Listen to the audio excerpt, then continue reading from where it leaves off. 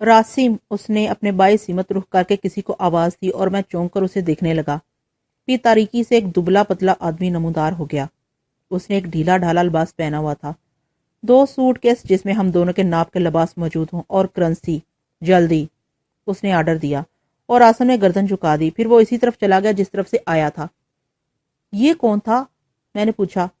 او راسم، یہ میرا غلام ہے، بچپن سے میرے ساتھ ہے، بے پناہ محبت کرتا تھا مجھ سے، اس لیے میرے ساتھ ہی چلایا۔ اور ایک راز کی بات بتاؤں، یہی میرے لیے میری ریاست کی مخبری کرتا ہے، اسی نے تو مجھے تمہارے بارے میں بتایا تھا۔ اوہ، میں نے گردن ہلائی۔ وہ میرا ہاتھ پکڑ کر آگے بڑھ گیا۔ میرے جسم میں عجیب سی سنسنی دوڑ رہی تھی۔ کیسا انوکھا دوست ملا تھا، کیسی دلچسپ زندگی گزرے گی اس کے ساتھ۔ مجھے ایسا محسوس ہونے لگا جیسے میری زندگی کے تمام دکھوں کا ازالہ ہو گیا ہو، جیسے اب مجھے کوئی فکر نہ ہو۔ اس کے ساتھ چلتے ہوئے میں نے کچھ فیصلے کیے۔ زندگی کی گہما گہمیوں میں پوری طرح دلچسپی لی جائے، ہر قسم کے ماحول سے لطف اندوز ہوا جائے، اسی طرح طالوت سے دوستی قائم رہ سکتی ہے۔ ہم چلتے رہے۔ چکنی اور چمکدار سڑک دور تک بچھی ہوئی بہت خوبصورت لگ رہی تھی۔ وقتاً ہمیں اپنی پشت پر قدموں کی چاپ سنائی دی اور میں چونک کر پیچھے کی طرف دیکھنے لگا۔ راسم تھا، جس کے دونوں ہاتھوں میں وزنی سوٹ کیس لٹکے ہوئے تھے۔ میں تھوک نگل کر رہ گیا۔ چلے آؤ، طالوت نے کہا، اور پھر میری طرف رخ کر کے بولا، کتنی دور چلنا ہے؟ کسی عمدہ سے ہوٹل چلیں گے، میرا خیال ہے ریمبو ہوٹل چلتے ہیں۔ ریمبو؟ طالوت نے عجیب سے لہجے میں کہا اور مجھے ایک دم ٹھوکر سی لگی۔ میں سنبھلنے کے لیے جھکا ہی تھا کہ طالوت نے مجھے سہارا دیا۔ میں سنبھل گیا، لیکن اتنی دیر میں منظر بدل چکا تھا۔ سامنے ہی ریمبو کے نیون سائن جگمگا رہے تھے۔ میں بکھلا کر چاروں طرف دیکھنے لگا۔ راسم بھی غائب تھا اور سوٹ کیس ہمارے قریب رکھے ہوئے تھے۔ میں نے حسب وعدہ حیرت کا اظہار نہیں کیا اور طالوت مجھ سے بولا، اچھا اب کیا کرنا ہے؟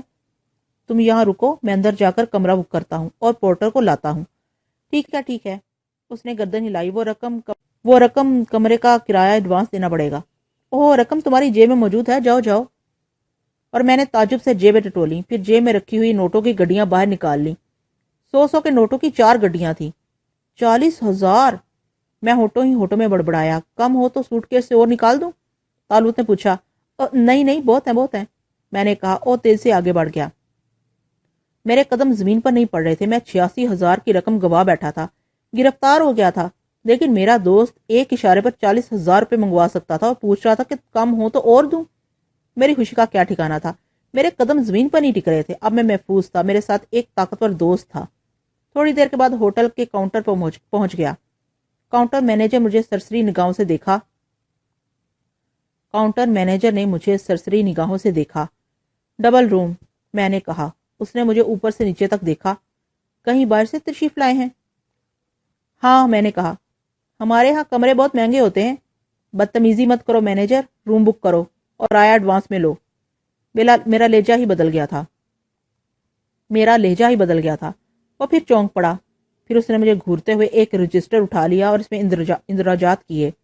پھر بولا، 260 روپے کل شام تک کے لیے، ہم زیادہ دن رہیں گے، میں نے کہا، اور جیب سے ایک گڈی نکال کر اس میں سے 10 نوٹ کھینچے اور مینیجر کی طرف بڑھا دیے۔ مینیجر گڈی دیکھ کر ہی اچھل پڑا تھا۔ ختم ہو جائے تو اور منگوا لینا، اور یہ لو تمہارا ٹپ۔ میں نے ایک نوٹ مزید کھینچ کر اس کے سامنے ڈالتے ہوئے کہا، پورٹر! مینیجر بدحواس ہو کر چیخا اور پھر جلدی سے اپنے کیبن کے باہر کے دروازے کی طرف لپکا۔ ہری اب صاحب کا سامان اٹھا کر لاؤ، جلدی کرو۔ پھر وہ ایک چابی اٹھا کر میرے ساتھ نکل آیا۔ تشریف لائیے جناب والا، آئیے، بہت خوبصورت کمرہ پیش کروں گا، آپ کے شائن شان ہوگا، وہ جھک کر بولا۔ اور میں نے معنی خیز انداز میں گردن ہلائی۔ ٹھہرو، میں اپنا سامان اٹھوا لوں، میں نے کہا، اور میرے پیچھے ہی باہر نکل آیا۔ طالوت بدستور سوٹ کیسوں کے قریب کھڑا تھا۔ پورٹر اس کے نزدیک پہنچ گیا تھا اور گردن اٹھا کر چاروں طرف دیکھ رہا تھا۔ پھر اس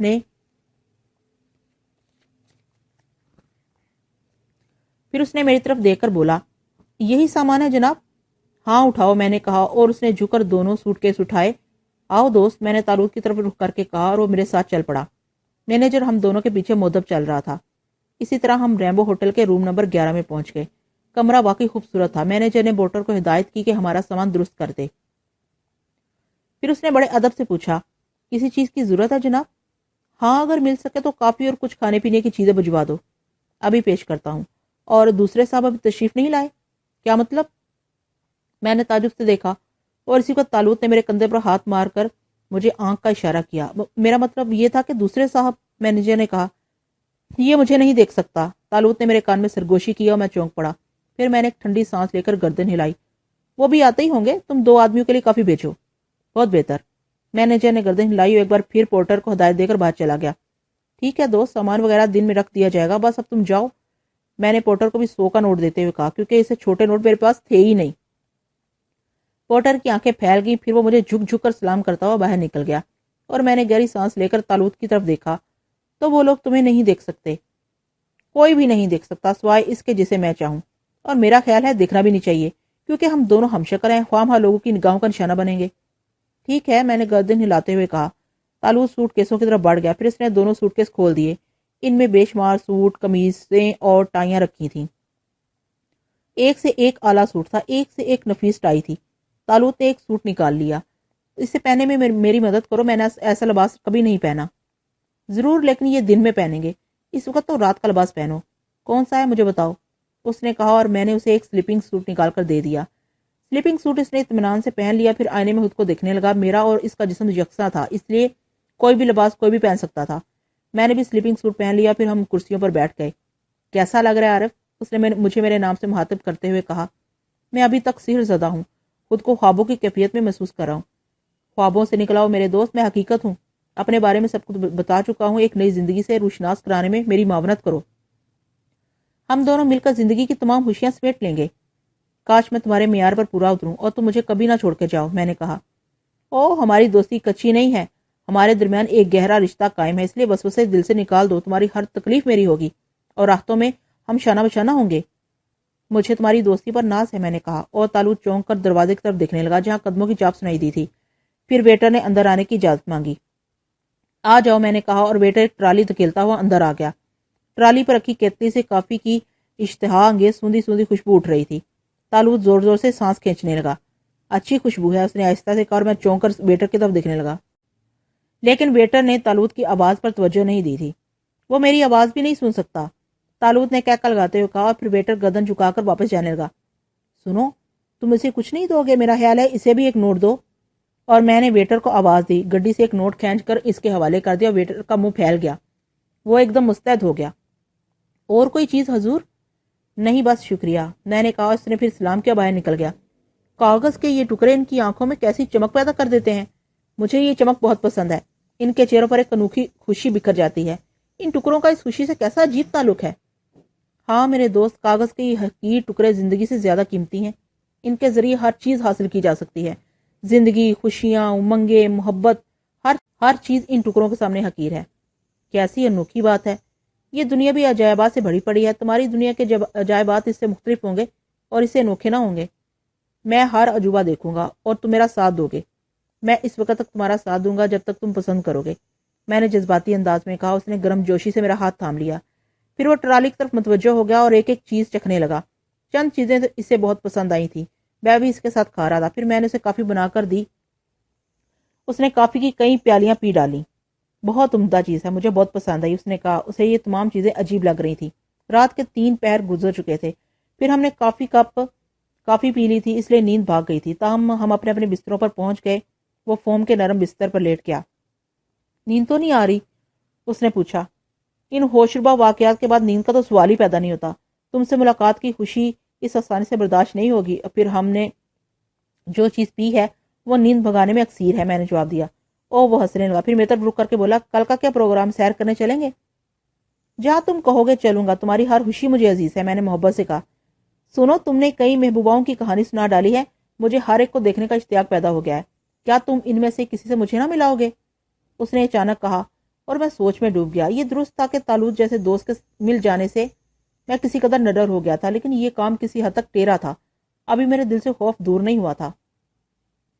یہاں اس شہر میں صرف نائلہ ہے، یہ لڑکی مجھ سے کافی حد تک متاثر ہو گئی تھی، لیکن اب میری حقیقت جاننے کے بعد نہ جانے اس کے کیا خیالات ہوں گے، میں نے کہا۔ تالوت کوہنی مساری پر ٹکا کر تھوڑا سا اٹھ گیا۔ سنو اور عارف، زندگی جذبات میں کھو کر تباہ کر لینا عقل مندی نہیں ہے۔ ہر شخص سے اچھے اور برے سلوک کی توقع رکھو، تاکہ جب تمہارے ساتھ کوئی اچھا سلوک کرے تو تمہارے لیے غیر متوقع نہ ہو، اور برے سلوک سے بھی تمہارے اوپر کوئی اثر نہ پڑے۔ میں یہی چاہتا ہوں کہ تمہاری دنیا میں انوکھے تجربے کروں۔ میرے وطن میں ایسی چیز کا فقدان ہے، خاص طور سے میرے ساتھ۔ میری ہر بات کو جائز سمجھا جاتا ہے، جو کچھ میں کہوں کروں سب آمین آمین کہتے ہیں۔ یہی چیز مجھے ناپسند ہے. میں چاہتا ہوں میرے دوست کہ تم بھی صرف حقیقت پسند بن جاؤ. میں تم سے مایوس ہو جاؤں گا. نہیں نہیں میرے دوست, تم جیسے دوست کو کھو کر اب میری زندگی بھی محال ہو جائے گی. میں تمہارے مشورے پر غور کر رہا ہوں, فیصلہ کر رہا ہوں کہ مجھے کیا کرنا چاہیے. ضرور ضرور ضرور کرو.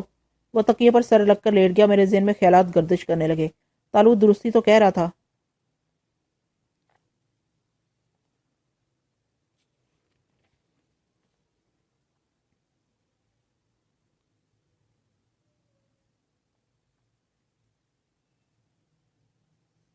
سو گئے. کئی منٹ کے بعد طالوت کی آواز ابھری. نہیں, میں نے جواب دیا. سوچ رہے ہو؟ سوچ کیسی؟ خوب. طالوت اچھل کر مسیرے پر بیٹھ گیا. کیا سوچا؟ عیش کریں گے, ہنگامے کریں گے اور اس سے لطف اندوز ہوں گے, بس یہی زندگی ہے, میں نے مسکراتے ہوئے جواب دیا. ہررا! وہ خوشی سے چیخا اور اپنی مسیری سے کود کر میری مسیری پر آ گیا. میں بھی یہی چاہتا ہوں یار, پھر تیرے جیسے دوست کے ساتھ مل کر تو میرے تمام مقاصد پورے ہو سکتے ہیں. میں نے بھی اپنے ماحول سے بغاوت کی ہے, والدین کو دھوکہ دے کر نکلا ہوں. اگر تو مجھے مایوس کر دیتا تو مجھے بہت افسوس ہوتا. طالوت بے تکلفی سے مجھے تو سے مخاطب کرنے لگا تھا. بہرحال مجھے اس کی بے تکلفی پسند آئی. پھر ہم دوسرے دن کا پروگرام بناتے رہے. بے مشکل تمام مجھے طالوت نے سونے کی اجازت دی تھی. دوسری صبح باتھ روم وغیرہ سے فارغ ہو کر ہم نے نئے لباس تبدیل کیے. طالوت در حقیقت زندہ دل نوجوان تھا, بچوں کی طرح شریر اور ہر چیز سے دلچسپی لینے والا. اس نے سوٹ پہنا, مجھ سے ٹائی بندوائی. پھر وہ 15-20 منٹ تک ٹائی کھول کھول کر باندھتا رہا, جب تک خود صحیح ناٹ نہ لگا لی, سکون سے نہ بیٹھا. میں نے ویٹر کو بلا کر 2 آدمیوں کا ناشتہ لانے کے لیے کہا. ہوٹل والے شاید مجھے خپتی سمجھ رہے تھے کیونکہ میں تنہا تھا, لیکن میں نے ڈبل روم حاصل کیا تھا. 2 آدمیوں کے لیے کافی منگوائی تھی. اب 2 آدمیوں کا ناشتہ طلب کر رہا تھا. بہرحال میں نے جس انداز میں ٹپ دیا تھا, اس کے بعد اگر میں نے پتھر بھی مارتا تب بھی کوئی بات نہیں تھی, وہ برداشت کر لیتے. ناشتہ آ گیا, اس کے ساتھ ہی ویٹر اخبار بھی لایا تھا. میں اخبار دیکھنے لگا. میرے ذہن میں ایک خیال آیا تھا, دوسرے میں اس خیال کی تائید ہوگی. میرے فرار کی خبر اخبار میں موجود تھی. اخبار والوں نے حسب توفیق اسے دلچسپ بنانے کی کوشش کی تھی. پولیس میری تلاش میں تھی. اس نے امید ظاہر کی تھی کہ مجھے بہت جلد گرفتار کر لیا جائے گا. میں نے وہ خبر طالوت کو دکھائی اور طالوت ہکارت سے مسکرا دیا. پھر وہ ناشتہ کرتے بولا, لیکن اب یہ پولیس تمہیں کیوں گرفتار کرنا چاہتی ہے؟ اسے رقم تو واپس مل گئی. میرے ملک کا قانون ہے میرے دوست, جب تک وہ مجھے سزا نہ دے لیں گے سکون سے نہیں بیٹھیں گے. ان کی یہ خواہش تو کبھی پوری نہیں ہوگی, طالوت نے کہا. تھوڑی دیر کے بعد ہم ناشتے سے فارغ ہو گئے. ناشتہ کرنے کے بعد میں نے سگریٹ سلگا لی اور طالوت نے بھی مجھ سے ایک سگریٹ مانگی. میں نے مسکراتے ہوئے, ان کی یہ خواہش کبھی پوری نہ ہوگی, طالوت نے کہا. تھوڑی دیر کے بعد ہم ناشتے سے فارغ ہو گئے. ناشتہ کرنے کے بعد میں نے سگریٹ سلگا لی اور طالوت نے بھی مجھ سے ایک سگریٹ مانگی. میں نے مسکراتے ہوئے اسے ایک سگریٹ دے دی. وہ اسے میری طرح سلگا کر پینے لگا. اس سے کیا ہوتا ہے؟ اس نے پوچھا. یہ کم سے کم 6 ماہ تک مسلسل پینے کے بعد معلوم ہوگا, میں نے کہا. بہرحال اچھا لگتا ہے, اس نے کہا. میرے انداز میں سگریٹ پینے لگا. پھر اس نے پوچھا, اس لڑکی کے یہاں کس وقت چلو گے؟ وہ ایک کالج میں پڑھتی ہے. میرا خیال ہے ہم اسے کالج سے آتے ہوئے پکڑیں.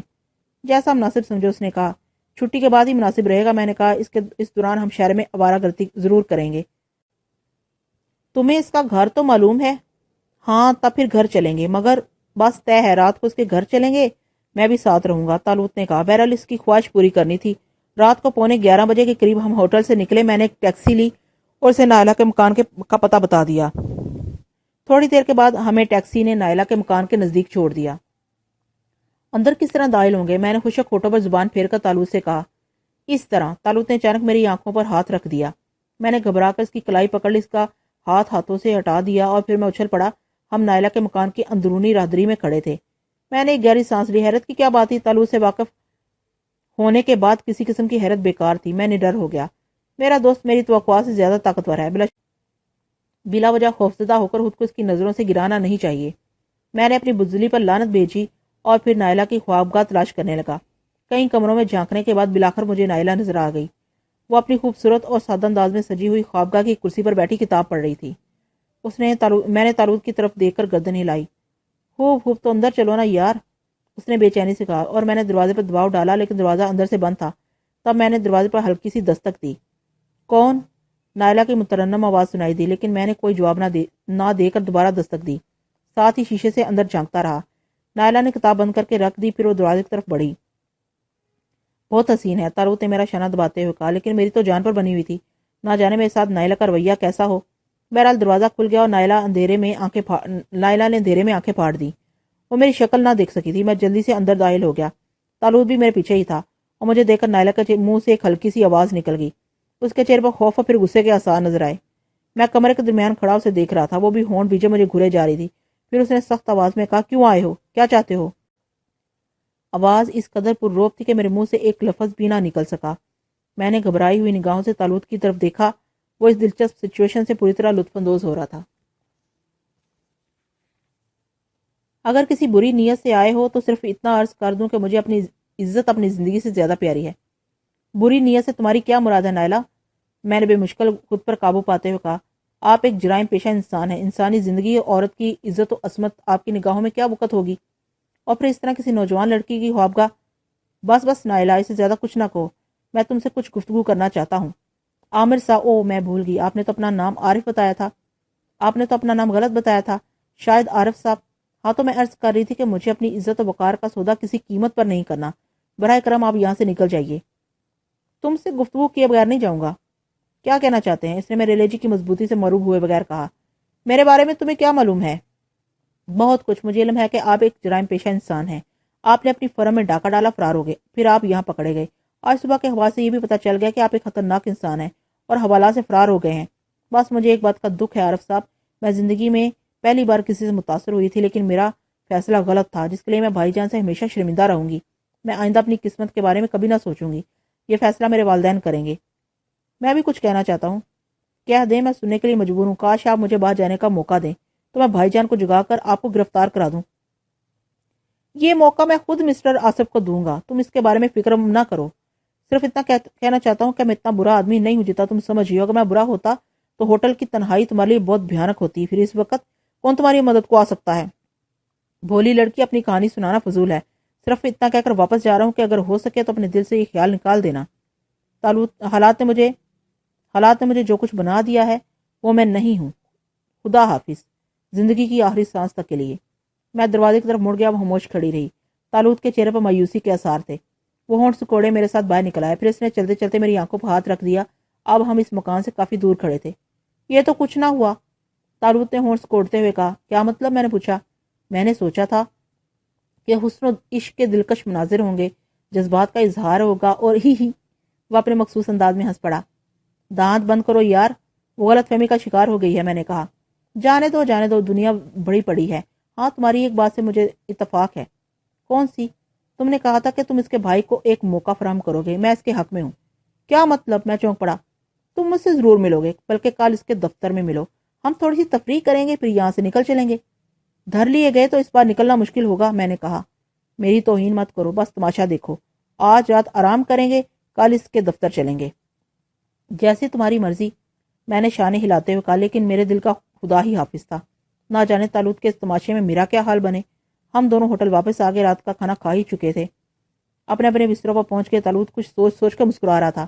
کیا بات ہے؟ میں نے اسے مسکراتے دیکھ کر پوچھا۔ میں نے محسوس کیا تھا کہ اس کی باتوں میں شکایت کا عنصر موجود تھا۔ وہ تم سے بنزن ضرور ہو گئی تھی، لیکن اس کے باوجود اس کے انداز میں محبت کی جھلک ملتی تھی۔ لیکن اب کبھی اس کا دل میری طرف سے صاف نہیں ہوگا۔ ضرورت بھی کیا ہے؟ کیا ہمارے لیے صاف دل والوں کی کمی ہے؟ تم دیکھتے رہو دوست، میں کیسے چکر چلاتا ہوں۔ دنیا بھر کی دلچسپیاں ہمارے قدموں میں ہوں گی، بس تم میری کسی بات سے انحراف مت کرو، جو کہوں کرتے رہو۔ ٹھیک ہے بھائی، اس کے سوا اب چارہ بھی کیا ہے؟ میں نے بے چارگی سے کہا، پھر کروٹ بدل کر لیٹ گیا۔ دوسری صبح در حقیقت میں بدلا ہوا تھا۔ میرا دل سخت ہو گیا تھا اور مجھے کوئی خوف نہیں تھا۔ طالوت نے بھی میری اس بدلی ہوئی کیفیت کو محسوس کیا، مسکرانے لگا۔ بہرحال اس نے اس سلسلے میں کچھ نہیں کہا۔ پھر غسل سے فارغ ہو کر ہم لوگ ناشتہ کرنے لگے۔ طالوت نے اپنی فرمائش کی چند چیزیں منگوائیں۔ ناشتے سے فارغ ہو کر طالوت نے میری طرف دیکھا۔ کیا پروگرام ہے؟ اس نے مسکراتے ہوئے پوچھا۔ آصف کے پاس چلیں گے؟ تو پھر تیاری کرو۔ اور ہم تیار ہونے لگے۔ میں نے سوٹ کیس میں سے سب سے عمدہ لباس نکالا۔ طالوت نے بھی ایک خوبصورت سوٹ نکال لیا۔ اس نے سوٹ پہنا، ٹائی باندھی، بال بھی میرے ہی انداز میں بنائے۔ پھر ہم دونوں مسکراتے ہوئے باہر نکل آئے۔ مجھے کوئی خوف نہیں تھا۔ ہم نے ایک ٹیکسی روکی، اس میں بیٹھ گئے۔ راستے میں طالوت آہستہ آہستہ مجھے اپنا پروگرام بتانے لگا، جسے سن کر میں ہنسے بغیر نہ رہ سکا۔ میں نے اس کے پروگرام کو پسند کیا تھا اور در حقیقت ہم ایک عمدہ تفریح کرنے جا رہے تھے۔ تھوڑی دیر کے بعد ٹیکسی پولیس ہیڈ آفس کی عمارت میں داخل ہو گئی اور میں نے نیچے اتر کر بل ادا کیا۔ پھر میں اور طالوت آصف کے دفتر کی طرف چل پڑے۔ آصف کی کار باہر کھڑی ہوئی تھی، جس سے اندازہ ہو گیا کہ وہ اندر موجود ہے۔ چنانچہ اس نے مجھے باہر رکنے کا اشارہ کیا اور میں کیسی جگہ کھڑا ہو گیا جہاں سے اندر کا نظارہ کر سکتا تھا اور ان دونوں کی گفتگو بھی سن سکتا تھا۔ آصف اپنی خوبصورت میز کے پیچھے بیٹھا ایک فائل دیکھ رہا تھا۔ السلام علیکم، طالوت کی آواز سنائی دی اور آصف چونکوں سے دیکھنے لگا۔ پھر وہ اس طرح اچھلا جیسے بچھو نے ڈنگ مار دیا ہو۔ اس کا چہرہ سرخ ہو گیا تھا۔ تم، اس نے پھولی ہوئی سانس کے ساتھ کہا۔ میں آپ کی خدمت میں ایک رپورٹ درج کرانے حاضر ہوا ہوں، طالوت نے کہا۔ آصف اس وقت اسے دیکھ رہا تھا، یعنی طالوت پوشیدہ کیفیت میں نہیں تھا۔ رپورٹ کے بچے، اب دیکھتا ہوں تو کیسے نکل کر جاتا ہے، آصف کرسی کھسکاتے ہوئے بولا۔ کیا مطلب؟ طالوت نے حیرت سے کہا، لیکن آصف نے جھک کر اس کا گریبان پکڑ لیا تھا۔ پھر اس نے شاید گھنٹی کا بٹن بھی دبا دیا۔ کچھ دیر بعد ایک آدمی کمرے میں داخل ہو گیا۔ سب انسپیکٹر نفیس کو بلاؤ، 2 کانسٹیبل ساتھ لائے۔ آصف نے اسے حکم دیا اور اردلی کمرے سے نکل گیا۔ میں سٹپٹا گیا تھا۔ میں اپنی کار چوری ہونے کی رپورٹ لکھوانے آیا ہوں جناب، آپ میرے ساتھ زیادتی کر رہے ہیں۔ میں ایک باعزت شہری ہوں، آپ کو اس سلوک کی جواب دہی کرنی پڑے گی۔ جواب دہی کے بچے، کیا تو عارف جمال نہیں ہے؟ کیا تو حوالہ سے فرار نہیں ہوا ہے؟ آصف نے دانت پیستے ہوئے کہا، انسپیکٹر صاحب تمہیں میرے ساتھ بدسلوکی کی بھاری قیمت ادا کرنی پڑے گی۔ میرا نام عارف جمال نہیں، اختر سلطان سیٹھ ہے۔ اختر سلطان، فولاد کا بہت بڑا تاجر ہوں۔ میری کار چوری ہو گئی ہے، طالوت نے کہا اور آصف چونک پڑا۔ کیا تم مجھے بیوقوف بنانا چاہتے ہو؟ آصف نے سخت لہجے میں کہا۔ اب مجھے کوئی رپورٹ نہیں کرنی، چلو ایس پی کے پاس چلو، تمہیں ایس پی کے پاس چلنا ہوگا۔ میں اسے اپنی بات کی تصدیق کراؤں گا اور تمہاری شکایت بھی کروں گا۔ طالوت کھڑا ہو گیا۔ اگر مجھے غلط فہمی بھی ہوتی ہے تبھی میں تمہیں اس طرح نہیں چھوڑوں گا۔ ہاں، اگر ایس پی صاحب تمہیں پہچانتے ہیں تو پھر میں تم سے معافی مانگ لوں گا، آصف نے کہا، اور اسی وقت ایک سب انسپیکٹر 2 کانسٹیبلوں کے ساتھ اندر داخل ہوگا اور میں وہاں سے ہٹ گیا تھا۔ چلو، سب انسپیکٹر نے طالوت سے کہا۔ طالوت اکڑتا ہوا باہر نکل آیا۔ ایس پی صاحب کا دفتر عمارت کے ایک دور دراز حصے میں تھا۔ میں پروگرام کے مطابق ان کے پیچھے پیچھے چل پڑا۔ پھر جو ہی آصف ایک طرف گھوما، طالوت نے راہدری کے دوسری طرف چھلانگ لگا دی۔ لینا پکڑنا، آصف چیخا، اور سب انسپیکٹر سپاہی طالوت کے پیچھے دوڑے، لیکن میں جانتا تھا کہ وہ چھلاؤ اب کہاں آتا تھا۔ انسپیکٹر آصف شور مچا رہا تھا کہ میں اس کے قریب پہنچ گیا۔ انسپیکٹر پلیز، ایک ضروری بات۔ میں نے جملہ پورا بھی نہیں کیا تھا کہ انسپیکٹر کے حلق سے ایک عجیب سی آواز نکلی۔ دوسرے میں اس نے میرا گریبان پکڑ لیا، لیکن اچانک اس کی نگاہ میرے لباس پر پڑی۔ میں گہرے نیلے رنگ کا نفیس تراش کا سوٹ پہنے ہوئے تھا، جبکہ طالوت کے جسم پر کلیم کلر کا دھاریوں والا سوٹ تھا۔ انسپیکٹر نے بکھلائے ہوئے انداز میں میرا گریبان چھوڑ دیا، لیکن اس کی آنکھیں حیرت سے پھٹی پڑ رہی تھیں۔ وہ منہ کھولے مجھے دیکھ رہا تھا۔ میں بھی متجب رہ جانے کی اداکاری کر رہا تھا، اپنی ٹائی کی ناٹ درست کر رہا تھا جو انسپیکٹر آصف کے ہاتھ سے خراب ہو گئی تھی۔ آپ، اس نے ہکلاتے ہوئے کہا، میرا نام اختر سلطان ہے۔ ایک بدماش جعل ساز میری کار لے کر بھاگا ہے۔ وہ میرا ہمشکل ہے اور کئی آدمیوں کو میرے نام سے دھوکہ دے چکا ہے۔ میں فولاد کا ایک صنعت کار ہوں اور انسپیکٹر کی جو حالت ہوئی ہوگی اس کا اندازہ آپ بخوبی لگا سکتے ہیں۔ سب انسپیکٹر اور کانسٹیبل کافی دور ایک کمرے میں طالوت کو تلاش کر رہے تھے، لیکن ظاہر ہے وہ ان کی نظروں سے غائب ہو گیا تھا۔ آپ میرے ساتھ اندر آئیے، بلاخر انسپیکٹر آصف نے کہا اور واپس چل پڑا۔ چند منٹ کے بعد وہ اپنے کمرے میں پہنچ گیا۔ تشریف رکھیے، وہ بولا، اور میں تھکے تھکے انداز میں اس کے سامنے کرسی پر بیٹھ گیا۔ میں کیسے اندازہ کروں کہ آپ میں جعلساز کون ہے؟ دراصل اختر سلطان کون ہے؟ اس نے کہا۔ دونوں میں تو کیا آپ اسے دیکھ چکے ہیں؟ میں نے اچھل کر پوچھا۔ ہاں، وہ بدماش اب یہی کہانی لے کر آ چکا ہے، اور جب میں اسے ایس پی کے سامنے لے گیا تو وہ بھاگ نکلا۔ او میرے خدا، اس نے کیا کہا تھا؟ اس نے اپنا نام اختر سلطان بتایا تھا اور اپنی کار چوری ہونے کی اطلاع دی تھی۔ خدا اسے غارت کرے، میں نے کہا۔ میں سخت الجھن میں ہوں مسٹر، اصل میں وہ ایک مفرور قیدی ہے اور آپ اس کے ہمشکل۔ آپ خود اندازہ لگا سکتے ہیں انسپیکٹر، اگر وہ سچا ہوتا تو بھاگ کیوں جاتا؟ براہ کرم اس بدماش سے میری کار برآمد کریں، وہ گرفتار ہو جائے گا، آپ فکر نہ کریں۔ آصف کو میری اس دلیل پر کسی قدر یقین ہو گیا تھا، ویسے وہ اب بھی حیران نظر آ رہا تھا۔ تھوڑی دیر کے بعد سب انسپیکٹر اور سپاہی پریشان واپس آ گئے۔ ہم نے اسے خود گارڈ روم میں داخل ہوتے دیکھا تھا جناب، لیکن نہ جانے وہ کہاں غائب ہو گیا۔ آپ یقین کریں، پورے ہوش و حواس سے۔ کیا بکواس ہے، وہ پولیس ہیڈ کوارٹر سے فرار ہو گیا۔ وہ خدا کی قسم جناب، گارڈ روم میں آپ کو معلوم ہے کوئی دروازہ بھی نہیں ہے، وہ اسی میں داخل ہو گیا تھا۔ تب وہ مکھی بن کر نکل گیا ہوگا۔ اسے تلاش کرو سب انسپیکٹر، ورنہ اچھا نہ ہوگا، آصف نے پیچھو تاپ کھاتے ہوئے کہا۔ سب انسپیکٹر پریشان سے باہر نکل گیا۔ بہت بڑا بدماش ہے، آصف نے دانت پیستے ہوئے کہا۔ اسی وقت ٹیلی فون کی گھنٹی بجی اور انسپیکٹر آصف نے ریسیور اٹھا لیا اور پروگرام کا دوسرا دور شروع ہو چکا تھا۔ آصف فون پر ہی مؤدب ہو گیا۔ جناب ابھی حاضر ہوا۔ جی ہاں، فوراً۔ اس نے فون رکھ دیا اور پھر میری طرف دیکھ کر بولا، آپ تشریف رکھیے اختر صاحب، میں ذرا ایس پی کے پاس جا رہا ہوں، ابھی واپس آتا ہوں، پھر آپ کی رپورٹ لکھوں گا۔ بہت بہتر، میں نے کہا۔ جو ہی انسپیکٹر آصف کمرے سے نکلا، میں نے اس کے سامنے رکھا ہوا پیڈ اٹھا لیا، اس پہ قلم سے لکھنے لگا۔ میں جعل ساز نہیں ہوں آصف صاحب، زمانے کا ستایا ہوا ایک انسان ہوں۔ پچھلی رات نائلہ سے ملا تھا، لیکن آپ نے اسے خوب رنگ چڑھا دیا ہے۔ بہرحال آپ جب کوئی واسطہ ہی نہیں رہا تو آپ سے مروت کیسی؟ آپ نے بلاخر مجھے مجرم بنا ہی دیا. یہ میری طرف سے ایک چھوٹی سی سزا ہے, قبول کریں. عارف جمال. اس پرچے کو موڑ کر میں نے پیپرویٹ کے نیچے دبایا اور تیزی سے انسپیکٹر کے دفتر سے نکل آیا.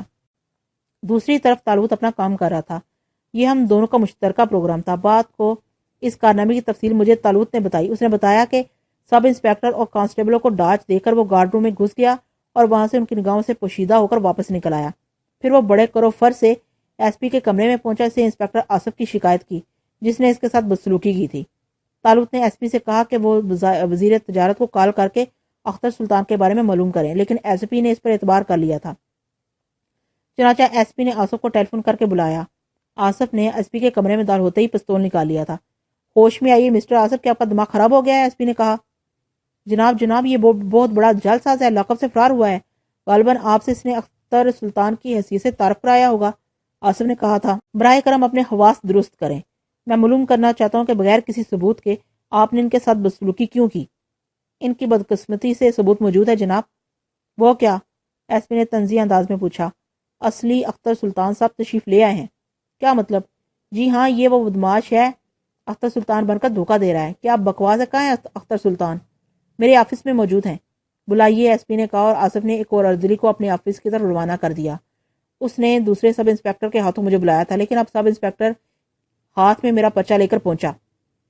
اس نے میرے نہ ہونے کی اطلاع دی اور وہ پرچہ آصف کے ہاتھ میں تھما دیا. آصف نے پرچہ پڑھا اس کا منہ اتر گیا. یہ کیا ہے؟ ایس پی نے پوچھا اور آصف پرچہ نہ چھپا سکا. ایس پی پرچہ پڑھ کر آگ بگولا ہو گیا. پھر طالوت سے کافی معذرت کی تھی. پھر طالوت ایک الٹا سیدھا پتہ نوٹ کرا کے وہاں سے میرے پاس واپس آ گیا تھا. طالوت کی کہانی سن کر میں ہنسی سے لوٹ پوٹ ہو گیا تھا. بلا شبہ ہم نے بہترین تفریح کی تھی اور اس سزا کا جواب تھی جو آصف نے مجھے گرفتار کرنے کے سلسلے میں میرے ساتھ کیا تھا. لیکن بہرحال آصف نائلہ کا بھائی تھا اور نائلہ ایک شریف لڑکی تھی, اس لیے آصف کو اسے زیادہ پریشان نہیں کرنا چاہتا تھا. چنانچہ میں نے طالوت سے اس کا آئندہ پروگرام پوچھا. جو تمہاری رائے, اگر محبوبہ کے بھائی کے لیے یہ سزا کافی ہو تو ٹھیک ہے, ورنہ اسے اور پریشان کیا جا سکتا ہے. میرا خیال ہے کافی, اب یہاں سے چلیں. کہاں چلو گے؟ جہاں تم چاہو. اس شہر سے نکل چلنا ہے. تا پھر ہم تمہاری سابق محبوباؤں کے پاس چلیں گے, انہیں بھی دیکھ لوں, یہ میری خواہش ہے. زرینہ, میرے دل میں دھواں سا اٹھا. میری بربادیوں کی ذمہ دار, اس انتقام کا اس سے اچھا موقع اور نہیں مل سکتا تھا. چنانچہ میں تیار ہو گیا. میرا خیال ہے ہم باقاعدگی سے سفر کریں. سیاہ رنگ کی لمبی ریل گاڑی کا سفر مجھے بہت پسند ہے. صرف ایک بار میں تھوڑی دیر کے لیے اس میں بیٹھا ہوں, تمہارے ساتھ لطف آئے گا. ٹھیک ہے, میں نے کہا. پھر ہم نے ٹیلی فون پر فرسٹ کلاس کی 2 سیٹیں بک کرائیں اور وقت مقررہ اسٹیشن جانے کے لیے تیار ہو گئے. میرا خیال ہے اس بار تم صحیح شکل میں سفر کرو, زیادہ لطف اسی طرح آئے گا. مگر ایک خطرہ ہے, ہم دونوں کا ہم شکل ہونا لوگوں کو ہماری طرف متوجہ کر سکتا ہے. ہم خاص طور سے نگاہوں میں آ جائیں گے. یہ کوئی تردد کی بات نہیں ہے. یہ لو, طالوت نے کہا اور اپنے چہرے کو دونوں ہاتھوں سے چھپا لیا. کہ جب اس کے ہاتھ ہٹے تو اس کی شکل بدلی ہوئی تھی. بھوری فرنچ کٹ داڑھی اور لمبی اسٹائلش مونچھوں میں وہ کافی سمارٹ نظر آ رہا تھا. میں نے تعریفی نظروں سے اسے دیکھا. ٹھیک ہے, اس نے مسکراتے ہوئے پوچھا. شاندار, میں نے جواب دیا اور وہ ہنسنے لگا. وقت مقررہ پر ہم دونوں اسٹیشن پہنچ گئے. ہمارے پہنچنے کے چند منٹ کے بعد ٹرین آ گئی. ہم اس میں سوار ہو کر چل پڑے. فرسٹ کلاس کے کمپارٹمنٹ میں صرف چند افراد تھے جن میں کوئی لڑکی نہیں تھی. ہمارے پہنچنے کے چند منٹ کے بعد ٹرین آ گئی. ہم اس میں سوار ہو کر چل پڑے. فرسٹ کلاس کے کمپارٹمنٹ میں چند افراد تھے جن میں کوئی لڑکی نہیں تھی. اس بات پر میں نے دل میں شکر ادا کیا, ورنہ خواہ کسی نئے عشق کی داغ بیل پڑ جاتی. طالوت در حقیقت پورے سفر سے خوب لطف اندوز ہوا تھا. میں بتا چکا ہوں کہ بعض اوقات اس کی کیفیت کسی بچے کی طرح ہوتی جو نت نئی چیزیں دیکھ کر خوش ہوتا ہے. دوران سفر بھی وہ ایسے ہی خوش رہا تھا. اور پھر ایک طویل عرصے کے بعد میں نے دوبارہ اسی شہر کے اسٹیشن پر قدم رکھا جہاں میں ایک طویل اور پھیکی زندگی گزار چکا تھا, جہاں سے میں مجرم بن کر فرار ہوا تھا, جہاں کی پولیس کو آج بھی میری تلاش تھی. لیکن اب مجھے پولیس کا کوئی خوف نہیں تھا. اب میں نے دل سے خوف نکال دیا تھا اور ایک نڈر انسان بن گیا تھا. اسٹیشن سے ہم نے ٹیکسی لی. میں نے ڈرائیور کو ایک عمدہ سے ہوٹل کا پتہ بتا دیا. طالوت کی دی ہوئی رقم میں سے ابھی کچھ خرچ نہیں ہوا تھا. میرے پاس کافی دولت تھی. اپنے پسندیدہ ہوٹل کا ہم نے ایک ڈبل روم حاصل کیا, اس میں مقیم ہو گئے. طالوت نئی شکل میں سب کی نگاہوں کے سامنے تھا. مجھ پر ہر لمحے اس کی قوتوں کے پراسرار انکشافات ہو رہے تھے۔ بہرحال یہ میرے اندازے کی غلطی تھی، ورنہ طالوت کے بارے میں جاننے کے لیے یہی کافی تھا کہ وہ آتشی مہلوک میں سے ہے۔ ہوٹل میں ہم نے کافی دیر تک آرام کیا اور ٹرین کے سفر کی تکان اتارتے رہے۔ شام کو 4 بجے ہم اٹھ گئے، غسل کر کے لباس تبدیل کیا، چائے پی۔ پھر طالوت نے مجھ سے اپنا مدعا دہرایا۔ ٹھیک ہے، میں تیار ہوں، میرا خیال ہے پہلے میں تمہیں اپنی اسی بھینگی محبوبہ سے ملاؤں جس پر میں نے ظلم کیا تھا۔ بہرحال وہ کم سے کم وفات شعار تو تھی، زرینہ کی طرح سنگ دل تو نہیں تھی۔ بالکل ٹھیک ہے، چلو پہلے اس کے ہاں چلتے ہیں، لیکن سنو، میں اس کے سامنے نہیں آؤں گا، ظاہر ہے وہ میری موجودگی میں تم سے کھل کر گفتگو نہیں کر سکے گی۔ میں اسے تم سے بات چیت کا پورا موقع دوں گا، پھر جب تم مجھے بلاؤ گے تب میں آؤں گا۔ جیسا مناسب سمجھو، میں نے جواب دیا، اور ہم دونوں ہوٹل سے اتر آئے، ٹیکسی میں بیٹھے اور میں نے ڈرائیور کو انجیلا کے مکان کا پتہ بتا دیا۔ ٹیکسی سڑکوں پر دوڑتی رہی، طالوت دلچسپی سے سڑک پر چلنے والی رنگین تتلیوں کو دیکھتا رہا۔ مجھے تمہارے ہاں کی یہی رواں دواں زندگی پسند ہے، حسین چہرے، امنگوں اور جذبات میں لپٹے ہوئے، احساس حسن لیے ہوئے، بچتے سے داد حسن کے طلبگار، کیسا متضاد مزاج ہے۔ حسن بے پرواہ، دعوت گناہ، لیکن محتاط سا، بڑے حسین مناظر ہوتے ہیں، وہ راستے میں کہنے لگا۔ میں نے کوئی جواب نہیں دیا، میں انجیلا کے بارے میں سوچ رہا تھا۔ تھوڑی دیر کے بعد ٹیکسی اس کے مکان کے سامنے پہنچ گئی۔ وہی جانا پہچانا مکان جہاں کبھی میں اور انجیلا ہاتھوں میں ہاتھ ڈالے داخل ہوتے تھے۔ مکان کے دروازے پر لگی ہوئی کال بیل پر انگلی رکھتے ہوئے میرے ذہن میں عجیب خیالات تھے۔ چند ساتھ کے بعد دروازہ کھلا، انجیلا تھی، لیکن اس کے چہرے پر بشاشت نہیں تھی، پہلے سے کمزور بھی ہو گئی تھی، اور اپنی بے قابو آنکھوں سے مجھے دیکھتی رہی، پھر اس کے دونوں ہاتھ بڑھے۔ میں نے بوکھلائے ہوئے انداز میں طالوت کی طرف دیکھا۔ طالوت موجود نہیں تھا۔ تب میں نے گہری سانس لی، اور انجیلا سے مجھے اس بے ساختگی کی امید نہیں تھی۔ بہرحال وہ اب شادی شدہ تھی۔ تب انجیلا نے مجھے اندر گھسیٹ لیا، پھر وہ میرے سینے پر سر رکھ کر سسکنے لگی۔ یہ پورا ڈرامہ آؤٹ آف پروگرام تھا، نہ جانے بدمعاش طالوت کہاں ہو، ممکن ہے وہ چھپ کر ہم دونوں کو دیکھ رہا ہو۔ تاہم میں انجیلا کو سینے سے لگائے ہوئے کمرے میں آ گیا، اور پھر میں بمشکل اس کی سسکیاں رکوانے میں کامیاب ہو سکا۔ جوزف کہاں ہے؟ میں نے اس کے شوہر کے بارے میں پوچھا۔ ہسپتال میں۔ او کیوں؟ وہ بیمار ہے۔ مجھے دکھ ہوا، میں نے کہا، اور انجیلا نے گردن جھکائی۔ پھر میں نے بھاری آواز میں کہا، مجھے احساس ہے انجیلا کہ میں نے تمہارے ساتھ زیادتی کی ہے، لیکن میں بغیرت زرینہ کے چکر میں پھنس گیا تھا، مجھے تمہارے ساتھ ناانصاف کی سزا ملی۔ بہرحال اب تم جوزف کی بیوی ہو، اس کے ساتھ انصاف کرو۔ میں نے کبھی اسے اپنے دکھ کا احساس تک نہیں ہونے دیا، انجیلا نے کہا۔ بلا شبہ تم ایک شریف لڑکی ہو۔ تم یہاں کب آئے عارف؟ کیا پولیس کو تمہاری تلاش نہ ہوگی؟ پولیس کی مجھے پرواہ نہیں ہے، تم سناؤ یہاں کے حالات کیا رہے، کیسے ہنگامے ہوئے، اور تم میرے بارے میں کہاں تک واقف ہو؟ تمام معلومات میرے دفتر کو ملتی رہتی ہیں۔ حشمت سیٹھ کو تمہارے گرفتار ہونے کی اطلاع ملی، پھر تمہارے فرار کی اطلاع بھی ہم لوگ کو مل گئی۔ حشمت سیٹھ کی رقم واپس مل گئی، اب اسے تمہاری گرفتاری سے کوئی دلچسپی نہیں ہے۔ وہ واپس آ گیا؟ ہاں، کل ہی آیا ہوں۔ اختر بیگ اور زرینہ کا کیا حال ہے؟ اختر بیگ گرفتار ہو گیا تھا، ضمانت پر رہا ہو گیا۔ بہرحال ان کی شادی کا پروگرام فی الحال ملتوی ہو گیا ہے، لیکن دونوں ہمیشہ ساتھ رہتے ہیں، بلکہ اب تو اختر بیگ زرینہ کے مکان میں ہی اس کے ساتھ رہتا ہے۔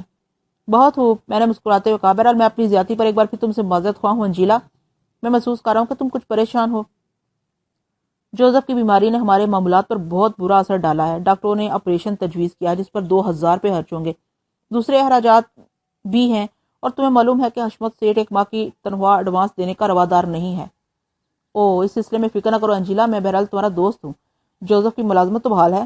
ہاں، سیٹھ حشمت نے اسے 2 ماہ کی رخصت دے دی ہے۔ اس کنجوس کے لیے یہی کافی ہے، میں نے کہا۔ پھر میں نے جیب سے نوٹوں کی 2 گڈیاں نکالی اور انجیلا کے سامنے ڈال دی۔ 20,000 روپے ہیں، میرا خیال ہے تمہارا کام چل جائے گا۔ کیا مطلب؟ انجیلا بے ہوش ہوتے بچی۔ ایک دوست کا تحفہ سمجھ کر قبول کر لو انجیلا، اور ہاں، فکر مت کرو، چوری کے نہیں ہے۔ حشمت سیٹھ کو اس کی دولت واپس مل گئی ہے۔ مگر 20,000 تمہارے کام آئیں گے انجیلا، برائے کرم اس موضوع پر گفتگو نہ کرو، مجھے اجازت دو۔ کیوں؟ کسی بھی جگہ میرا زیادہ دیر رکنا خطرناک ہے، تم میری دوست ہو، میں تمہارے اوپر کوئی آنچ نہیں آنے دینا چاہتا۔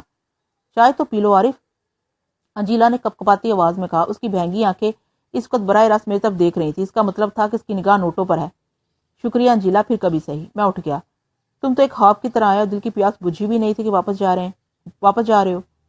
مجھے خواب میں رہنے دو انجیلا، تم اب جوزف کی امانت ہو، میں نے کہا، اور انجیلا کے مکان سے نکل آیا۔ میری نگاہیں طالوت کو تلاش کر رہی تھی۔ فقطاً باعث سمت سے تالیوں کی آواز سنائی دی۔ میں نے چونک کر اس کی طرف دیکھا، طالوت مسکراتے ہوئے تالیاں بجا رہا تھا۔ مزہ آ گیا، خدا کی قسم مزہ آ گیا، اس نے مسکراتے ہوئے کہا۔ بہت عمدہ منظر تھا، جذباتی اور تاثر انگیز۔ آنکھوں کو چھوڑو دوست، اس کی محبت پر غور کرو۔ آؤ، میں نے کہا۔ وہ میرے ساتھ چل پڑا۔ تم میرے نزدیک موجود تھے۔ بات چونکہ آگے بڑھنے والی نہیں تھی، اس لیے میں نے وہاں رہنا مناسب سمجھا۔ ہاں، اگر مناظر قابل اعتراض ہو جاتے تو میں نکل جاتا۔ तालूत ने शरारत से कहा और मैं हंस पड़ा। मैंने उसे 20,000 दे दिए हैं। बस यही बात पसंद नहीं आई। तुम्हें जेबी खाली कर देनी चाहिए थी, हमारा क्या है, इसका कुछ काम बन जाता, तालूत ने कहा। उसके लिए यही काफी था, ना जाने किस तरह वो इन्हें बर्दाश्त कर सकेगी। चलो ठीक है, जैसा तुम पसंद करो, तालूत शाने हिलाते हुए कहा, और हम एक टैक्सी में बैठकर होटल वापस चल पड़े। अंजीला के पुरजोश इस्तकबाल से मैं बहुत मुतासिर हुआ था। वो लड़की अब भी मुझसे मोहब्बत करती थी, लेकिन बहरहाल मैं इसकी मोहब्बत का क्या जवाब दे सकता था। अब मेरे ज़हन में जरीना थी। अख्तर बेग से इसके ताल्लुकात का जिक्र सुनकर मैं और खोल गया था। वैसे इनकी शादी में रखना पड़ जाने पर मुझे खुशी भी थी, लेकिन मैं उसे इस तरह माफ नहीं कर सकता था। अख्तर बेग का इसके यहाँ रहने का क्या मकसद था? क्या जरीना ने खुद को अख्तर बेग के हवाले कर दिया है? अगर ऐसा है तो फिर मैं भी इससे क्यों महरूम रहूं? होटल में अपने कमरे में पहुंचकर मैं इसी बारे में सोचने लगा। तालुब भी मेरे सामने कुर्सी पर दराज था। मैं जानता हूं कि तुम अपनी महबूबा के बारे में सोच रहे हो। हाँ, लेकिन इस बेवफा महबूबा के बारे में। ओह हाँ, इससे मुलाकात करने कब चलोगे? कल, लेकिन मैं कुछ और सोच रहा हूँ तालुत। मैंने कहा। क्या? उसने दिलचस्पी से पूछा। मैंने उसे अंजीला की फ्राहम की हुई मालूमात बहम पहुंचा दी। तालुत भी किसी सोच में गुम हो गया था। फिर उसने मुस्कुराते हुए कहा, मेरे ज़हन में इंतकाम की एक बेहतरीन तरकीब आई है। वो क्या? मैंने पूछा, और तालुत राजदारी से मुझे अपना प्रोग्राम बताने लगा। बहरहाल मैंने इसके प्रोग्राम को पसंद किया और इस पर अमल करने का फैसला कर लिया। उम्दा प्रोग्राम था। दूसरे दिन 11 बजे मैंने हशमत ब्रदर्स फ़ोन किया। जरीना ने फ़ोन रिसीव किया था। मिस जरीना, मैं आपका एक पुराना शनासा हूँ। बराह करम किसी तौर पर छुट्टी लेकर अपने घर वापस पहुंच जाइए। मैं आपका इंतज़ार कर रहा हूँ। मैंने किसी कदर आवाज़ बदल कर कहा, लेकिन मैं आपको नहीं पहचानी। आपका नाम?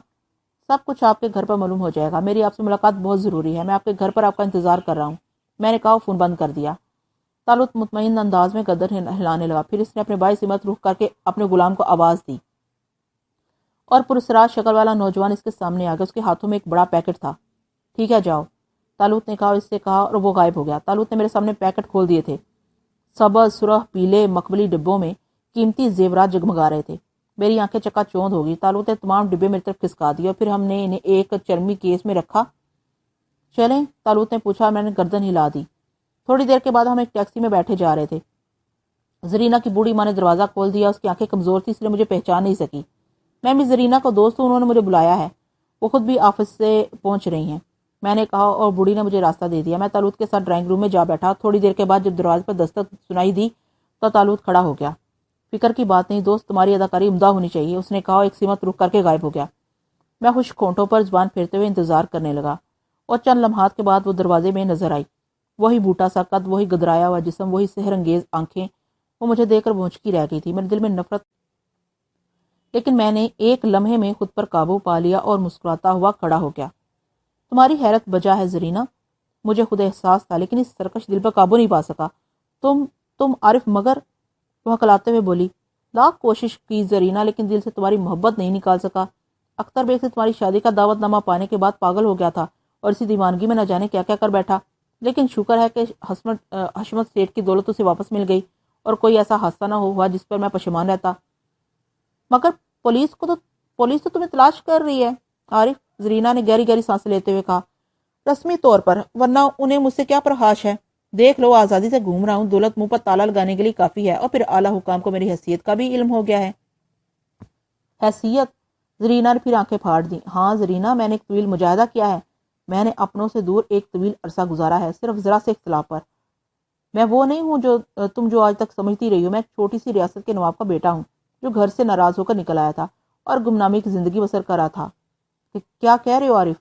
दुरुस्त कह रहा हूँ मेरी रूह। मेरे वालिदैन ने मुझे कबूल कर लिया है। मेरी इनसे नाराज़गी दूर हो गई। चनाचा किसी नवाबजादे पर हाथ डालना आसान नहीं है।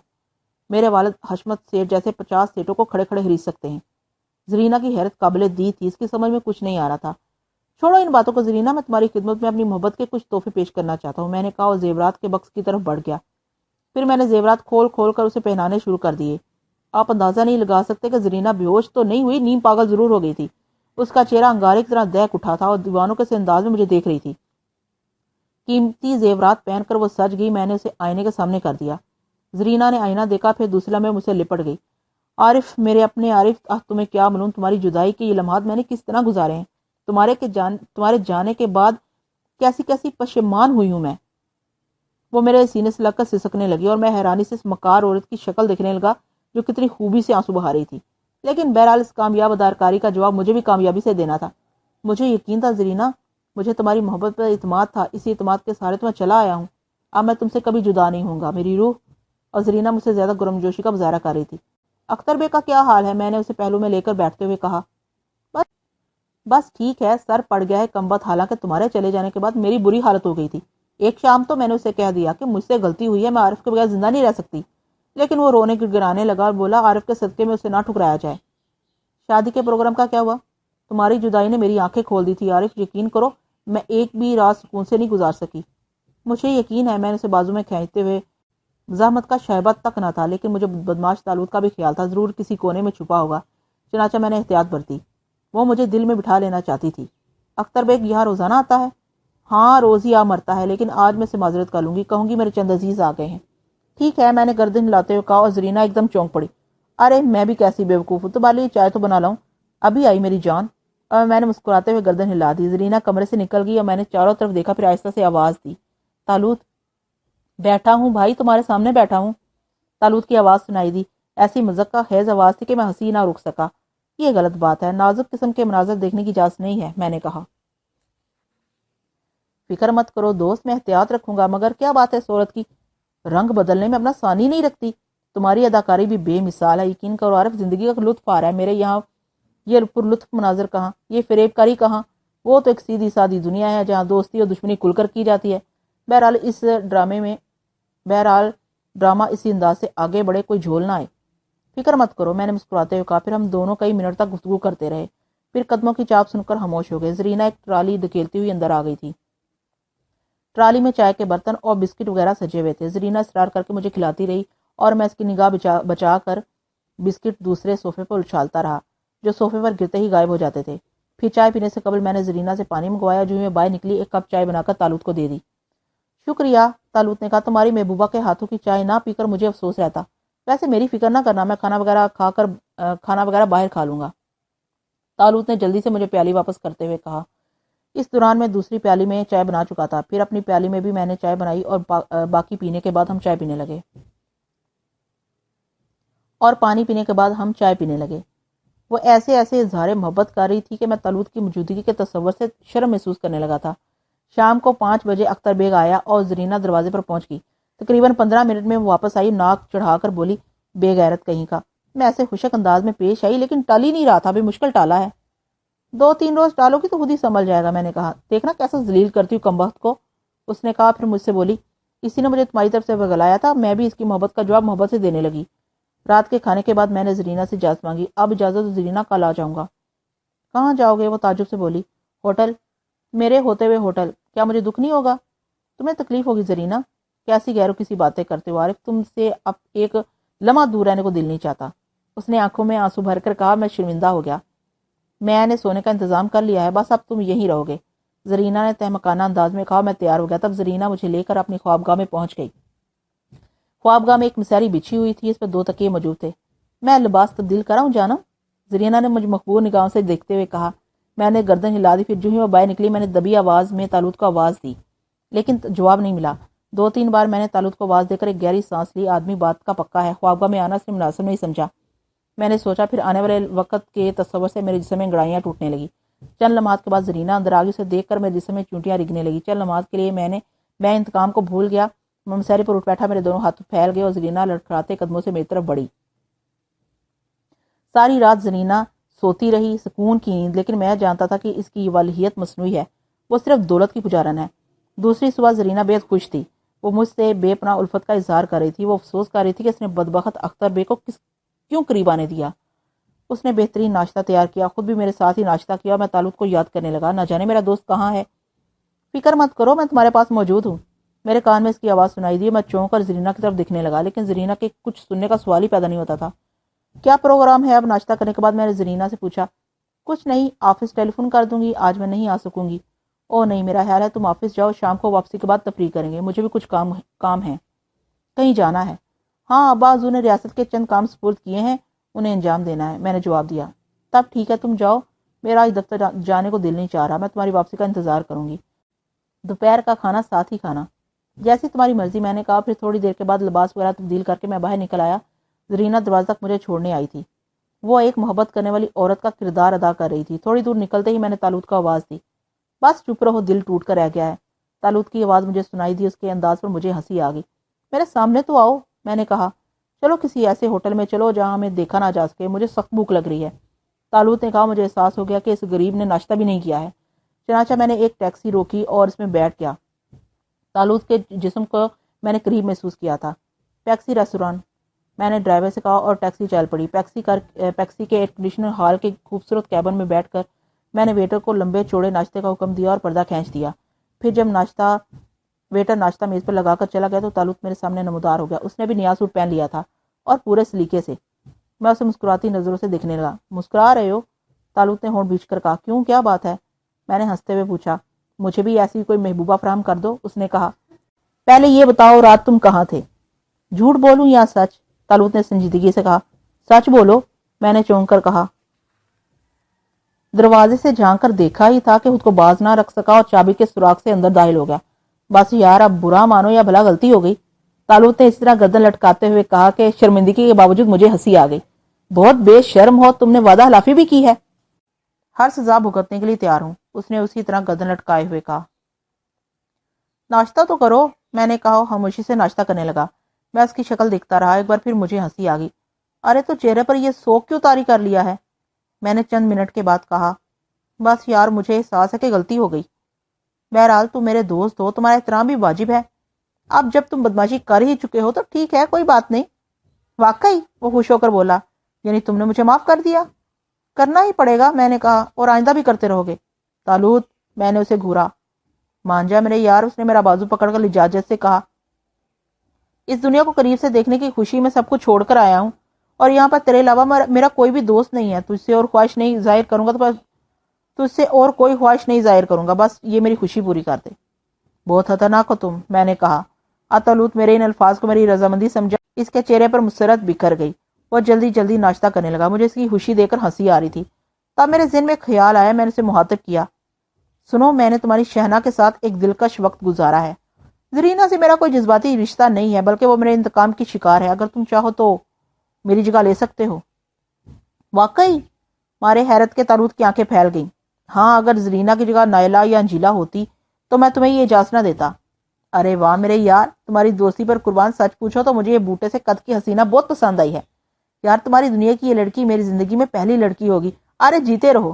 وہ اٹھ کر مجھ سے لپٹ گیا۔ میں ہنسنے لگا۔ یوں بھی طالوت کے رحم و کرم پر تھا۔ اس نے مجھے یہ طاقت دی تھی کہ میں زدانہ گھوم رہا تھا، ورنہ میری کیا مجال تھی؟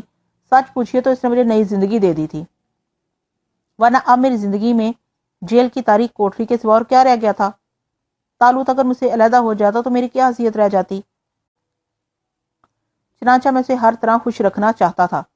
یہ اس کی سادگی اور محبت تھی کہ خود سب کچھ ہونے کے باوجود زرینہ کے سلسلے میں میری اجازت کا طالب تھا، بلکہ دل کی بات کچھ بھی نہ کہہ سکا تھا، ورنہ وہ قدرت رکھتا تھا کہ مجھے بے ہوش کر کے غسلانے میں بند کر دیتا اور میری شکل میں زرینہ کے پاس پہنچ جاتا۔ چنانچہ آئندہ بھی مجھے یہی طرز عمل رکھنا تھا۔ اس کی دوستی اپنی جگہ، اس کی برتری بھی اپنی جگہ۔ مجھے ہر حال میں ہر طرح اس کا خیال رکھنا تھا۔ ناشتہ کرنے کے بعد اس نے زوردار ڈکار لی۔ اس کی آنکھوں میں بچوں کی سی خوشی نظر آ رہی تھی۔ بڑی خوبصورت عورت تھی، اس نے چٹخارے کی آواز نکال کر کہا۔ ہاں بہت، مگر ساتھ ہی بد کردار بھی، میں نے کہا۔ تو اسے سزا تو دے رہے ہو، اور کیا چاہیے؟ اس نے کہا۔ اسے سزا دے کر میں گناہ تو نہیں کر رہا، وہ اسی قابل ہے۔ کیسا چولا بدلا ہے اس نے، بس مزہ ہی آ گیا۔ سنو، تمہاری دنیا میں اس سنہری چمکتی دھات کی اس قدر اہمیت کیوں ہے؟ لوگ اس کے لیے اپنا سب کچھ لٹا دینے کو تیار رہتے ہیں، اور ایسا کیوں ہے؟ بس یوں سمجھ لو کہ میری دنیا تمہاری دنیا سے اسی قدر مختلف ہے کہ تم جس دنیا کو اتنی دلچسپی سے دیکھنے آئے ہو، اسی دنیا میں ایسے لوگوں کی تعداد زیادہ ہے جو زندگی کا بوجھ بے مشکل تمام گھسیٹ رہے ہیں اور اس دنیا کو جلد از جلد چھوڑ دینے کے خواہش مند ہیں۔ ہم ایسے لوگوں کی مدد کریں گے، انہیں زندہ رہنے کے سامان فراہم کریں گے۔ کس کس کے لیے کرو گے دوست؟ یہاں تو ہر دوسرا آدمی دکھی ہے۔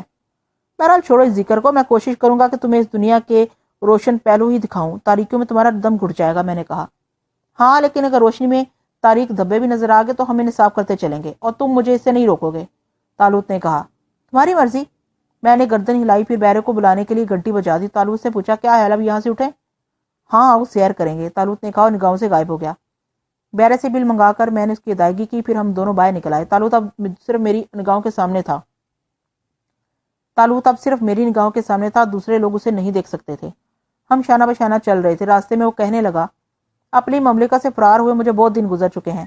یہ دن میں نے یہیں اسی ماحول میں گزارے تھے، لیکن میں سب سے اجنبی تھا، ہر ایک سے خوفزدہ تھا، نہ جانے کیا ہو، اور میرے دوست جب سے تم ملے ہو لطف ہی آ گیا۔ بلا شبہ یہ زندگی کے حسین ترین دن گزارے ہیں، اور تمہاری میت میں آنے والے لمحات کا تصور میرے دل میں گدگدی پیدا کرتا رہتا ہے۔ میری خوش قسمتی ہے طالوت کہ میں تمہاری کسی کام آ سکا ہوں، میں نے کہا، اور وہ مسکراتا رہا۔ بازاروں میں رونق بڑھتی جا رہی تھی۔ راستے میں مجھے کبھی پولیس کی وردی نظر آ جاتی تو میں ہول جاتا اور راستہ کاٹ دیتا جہاں پولیس والوں سے مٹبھیڑ ہونے کا اندیشہ ہوتا۔ پولیس کی نگاہوں میں اچھا خاصا مجرم بن گیا تھا۔ میری گرفتاری پر کسی بھی پولیس والے کی ترقی ہو سکتی تھی۔ یہ پہلو میرے لیے پریشان کن تھا، جسے تھوڑی دور چل کر طالوت نے محسوس کر لیا۔ میں نے غور کیا ہے کہ تم پولیس والوں کو دیکھ کر پریشان ہو جاتے ہو۔ تھوڑی دیر کے بعد اس نے کہا، پریشان نہ ہوں تو کیا خوشی سے کہہ کے لگاؤں؟ تم سمجھتے کیوں نہیں میری حیثیت ایک مجرم کی ہے؟ اس طرح آزادی سے گھوم پھر نہیں سکتا۔ اچھا، اگر تم پولیس کے ہتھے چڑھ گئے تو وہ کیا کرے گی؟ جیل میں ٹھوسنے کے علاوہ اور کچھ نہیں کرے گی۔ بات سمجھ میں نہیں آتی، کیا وہ تمہاری محبوبہ کو مجرم نہیں گردانے گی جس نے تمہیں اس جرم پر مجبور کر دیا تھا؟ قطعی نہیں، وہ صرف جرم کرنے والوں کو دیکھتی ہے۔ اگر ہمارے ہاں کے قانون میں ان لوگ کے لیے بھی سزا مقرر ہو جائے جو جرم پر اکساتے ہیں تو شاید جرائم میں کمی ہو جائے۔ مگر مصیبت یہ ہے کہ یہاں جرم کے محرکات کو نہیں دیکھا جاتا۔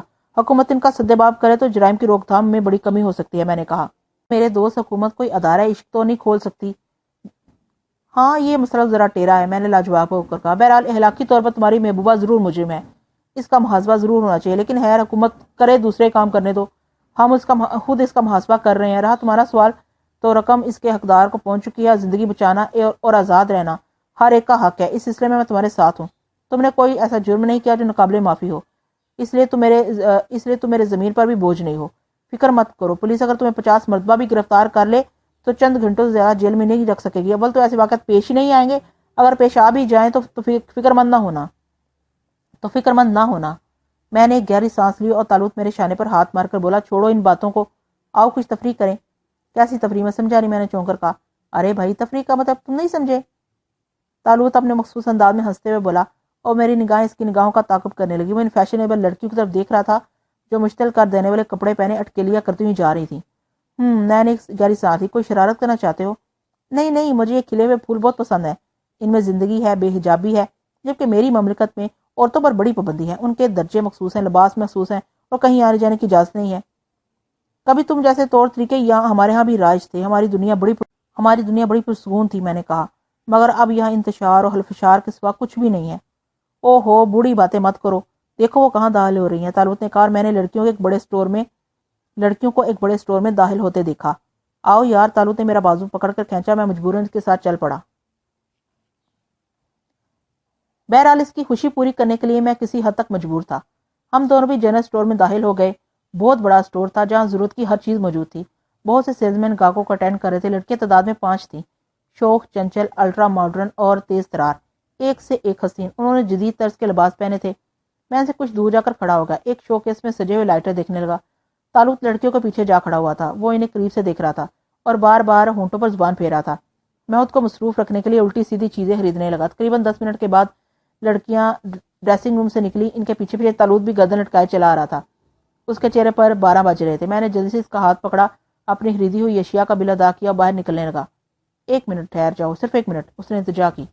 کیا پٹنے کا ارادہ ہے؟ چلو بھائی، خدا کے لیے چلو، اپنے ساتھ تم مجھے بھی پٹواؤ گے؟ میں نے اسے گھسیٹتے کہا۔ میں نے ایسی کوئی حرکت نہیں کی، حالانکہ سنو تو، ان بیچارے کی کچھ مدد کریں۔ طالوت نے مجھ سے ہاتھ چھڑا کر پھر کاؤنٹر کے قریب پہنچ گیا۔ لڑکیاں سیلز مین سے سودا طے کر رہی تھیں۔ میں نے ان کے چہروں پر حیرت کے آثار دیکھے، اور پھر لڑکیوں نے طرح طرح کی درجنوں چیزیں خرید ڈالیں اور اسٹور سے باہر نکل آئیں۔ آؤ، طالوت نے کہا، فضول جھگڑوں میں مت پڑو، ہم ان کا تعاقب نہیں کریں گے۔ میں نے کہا، کون بیوقوف کہہ رہا ہے، مگر لطف آ گیا ہے۔ تم نے ان کی مدد کیا کی؟ میں نے پوچھا۔ سیلز مین چیزوں کی جو قیمت بتانا چاہتا تھا، میری وجہ سے ان کی قیمت چوتھائی سے بھی کم بتائی۔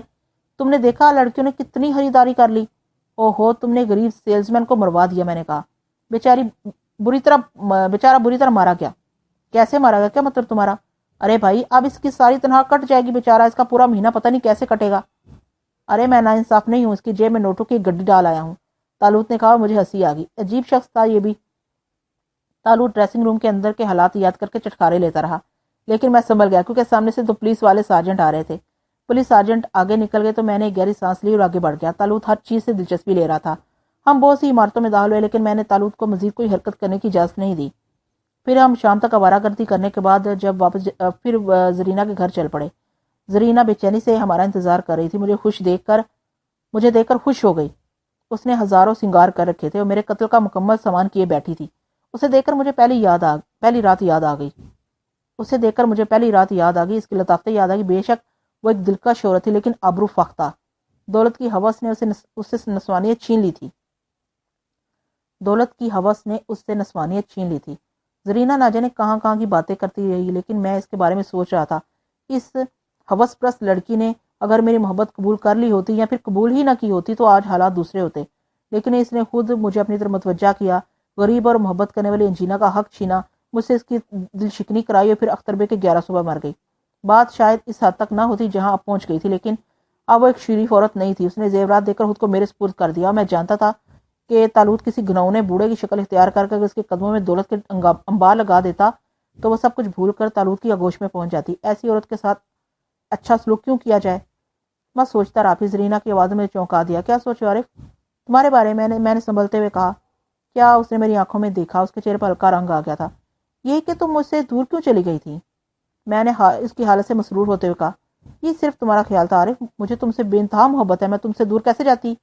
اس نے بات سنبھالنے کی کوشش کرتے ہوئے کہا، پھر اختر بیگ سے اتنی یگانت، مجھ سے بے اتنائی، اس بارے میں تم کیا کہتی ہو؟ وہ صرف تمہارا احساس تھا، میں تمہاری محبت آزمانا چاہتی تھی، لیکن میری اس تفریح کا جو نتیجہ نکلا اس نے مجھے لرزا دی۔ عارف، کاش تم اس قدر جلد بازی سے کام نہ لیتے۔ اس نے مصنوعی افسردگی سے کہا، مجھے نہیں معلوم تھا کہ میری آزمائش تمہیں مجھ سے اس قدر متنفر کر دے گی۔ او تو تم میری محبت کو آزما رہی تھی، یعنی کہ اختر بیگ سے اتنی یگانت مصنوعی تھی؟ ہاں، مگر افسوس کہ تمہیں اس مصنوعیت کا احساس نہ ہو سکا۔ اختر بیگ تمہارے جوتوں کی ہاک بھی نہیں ہے۔ میں اس مردود سے کیا دل لگاتی، میں تو تمہاری ہو چکی تھی، اور جب تم میری نگاہوں سے دور ہو گئے، تم پر ایک سنگین الزام لگ گیا تو میں خود کو مجرم سمجھنے لگی۔ عارف، اگر تم مجھے مل نہ جاتے تو میں تو خودکشی کر لیتی۔ زرینہ نے کوشش کر کے آنسو نکال لیے۔ اس کی اداکاری اس وقت قابل دید تھی، اس کی کیفیت سے میں بہت محظوظ ہو رہا تھا۔ ارے نہیں جانے من، میں تمہارے بغیر زندہ کیسے رہ سکتا تھا؟ تم یہاں سے چلے کیوں گئے تھے عارف؟ زرینہ نے مجھ سے قریب ہوتے ہوئے پوچھا۔ بس میں نے سوچا کہ تم بے وفا ہو، دولت نے تمہاری محبت مجھ سے چھین لی، حالانکہ دولت کی میری نگاہوں میں کوئی وقت نہیں تھی۔ میں تمہیں اپنی حقیقت بتا چکا ہوں، لیکن بہرحال والدین سے ناراض تھا۔ میں نے سیٹھ حشمت کی دولت اس لیے حاصل کی تھی کہ اس کے ذریعے میں کسی طور زرینہ کو خرید لوں گا، لیکن تمہارے بغیر میں دل نہ لگا۔ گرفتار ہوا اور حشمت سیٹھ کو اس کی رقم واپس مل گئی، لیکن اس دوران میرا اپنوں سے رابطہ قائم ہو گیا۔ پھر میں بہت سی دولت لے کر تمہارے پاس آ گیا۔ اب تم جو چاہو گی ملے گا، جس چیز کی خواہش کرو گی حاضر کر دی جائے گی۔ مجھے کچھ نہیں چاہیے یار، بس مجھے تمہاری ضرورت ہے۔ مجھے اپنے ساتھ اپنی ریاست لے چلو، میں پوری زندگی تمہارے قدموں میں گزار دوں گی۔ زرینہ نے میرے سینے پر اپنا سر رکھتے ہوئے کہا۔ اپنے اس مطالبے کو پورا کرنے کے لیے وہ مجھے اپنے آپ کا احساس دلا رہی تھی، مجھے بتا رہی تھی کہ یہ سودا مہنگا نہیں رہے گا، جس طرح چاہوں جب دل چاہے سے لطف اندوز ہو سکتا ہوں۔ میں ایک بار پھر بہکنے لگا، لیکن میں جلدی سنبھل گیا۔ ممکن ہے طالوت میرے پاس موجود ہو اور میری وعدہ خلافی پر برے برے منہ بنا رہا ہو۔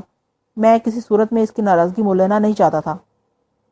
رات کے کھانے کے بعد میں زرینہ کے ساتھ اس کی خوابگاہ میں چلا آیا۔ ایک منٹ زرینہ، میں نے کہا اور مسیری سے اٹھ گیا۔ کیوں؟ کیا بات ہے جانے من؟ زرینہ مقبول ہے بولی۔ بس ابھی آیا، میں نے کہا اور دروازے کی طرف بڑھ گیا۔ دروازے سے تھوڑی دور طالوت زمین پر اکڑوں بیٹھا تھا، مجھے دیکھ کر چونک پڑا۔ کیوں بھائی، یہاں کیوں بیٹھے ہو؟ میں نے مسکراتے ہوئے پوچھا۔ طے کر چکا تھا کہ اگر تم اپنا وعدہ بھول گئے تو صبح تک اس طرح بیٹھا رہوں گا۔ اس نے منہ پھلائے پھلائے کہا، اور تمہیں کوستا رہوں گا۔ بھلا میں اپنا وعدہ کیسے بھول سکتا تھا؟ تم میرے لیے زرینہ سے زیادہ محترم ہو، وہ تو فخشہ ہے، کوئی بھی مرد اس کے لیے اختر بیگ یا عارف بن سکتا ہے۔ اچھا تو پھر مجھے اجازت ہے؟ وہ کھڑے ہو کر بولا۔ ہاں ہاں، کیوں نہیں، میں اس دوسرے کمرے میں آرام کروں گا، میں نے ایک طرف اشارہ کرتے ہوئے کہا۔ پھر میں طالوت کی طرف دیکھے بغیر آگے بڑھ گیا۔ رات کو نہ جانے کب تک میں جاگتا رہا، میری آنکھوں میں کئی ایک شکلیں گھوم رہی تھی۔ کافی دیر سے سویا تھا، گہری نیند آئی، لیکن صبح پوری طرح نہ ہونے پائی تھی کہ کسی نے میرے اوپر چھلانگ لگائی اور دبوچ لیا۔ میں ہڑبڑا کر اٹھ بیٹھا تھا۔ میں نے اپنے اوپر سوار بلا کو دیکھا، وہ طالوت تھا۔ اس نے جھک کر میرے کئی بوسے لے ڈالے اور بے مشکل میں اسے خود سے پرے دھکیل سکا۔ کیا بدتمیزی ہے، کیوں بدحواس ہوئے جا رہے ہو؟ مانگ لے میرے یار، جو دل چاہے مانگ لے، میں سب کچھ بخشنے کو تیار ہوں، طالوت نے مسرور لہجے میں کہا۔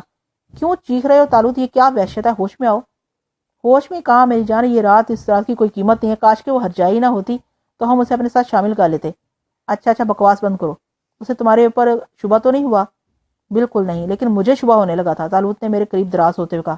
تمہیں کیا شبہ ہونے لگا تھا؟ یہی کہ وہ عورت ماں مرد ہے اور میں مردماں عورت، یقین کو بڑی جذباتی بے حیا عورت ہے۔ طالوت نے آنکھیں بند کر لی۔ سو رہی ہے کیا؟ میں نے مسکرا کر پوچھا۔ بڑی مشکل سے اسے سلانے میں کامیاب ہوا ہوں، طالوت نے کہا۔ اس کے لیے مجھے اپنی پراسرار قوت سے کام لینا پڑا۔ میں نے ایک ٹھنڈی سانس لی اور زرینہ کو شبہ نہیں ہونا چاہیے تھا، میں اس کے کمرے میں داخل ہوا تو وہ گہری نیند سو رہی تھی۔ میں نے اس کے کمرے سے ملکہ غسلخانے میں غسل کیا۔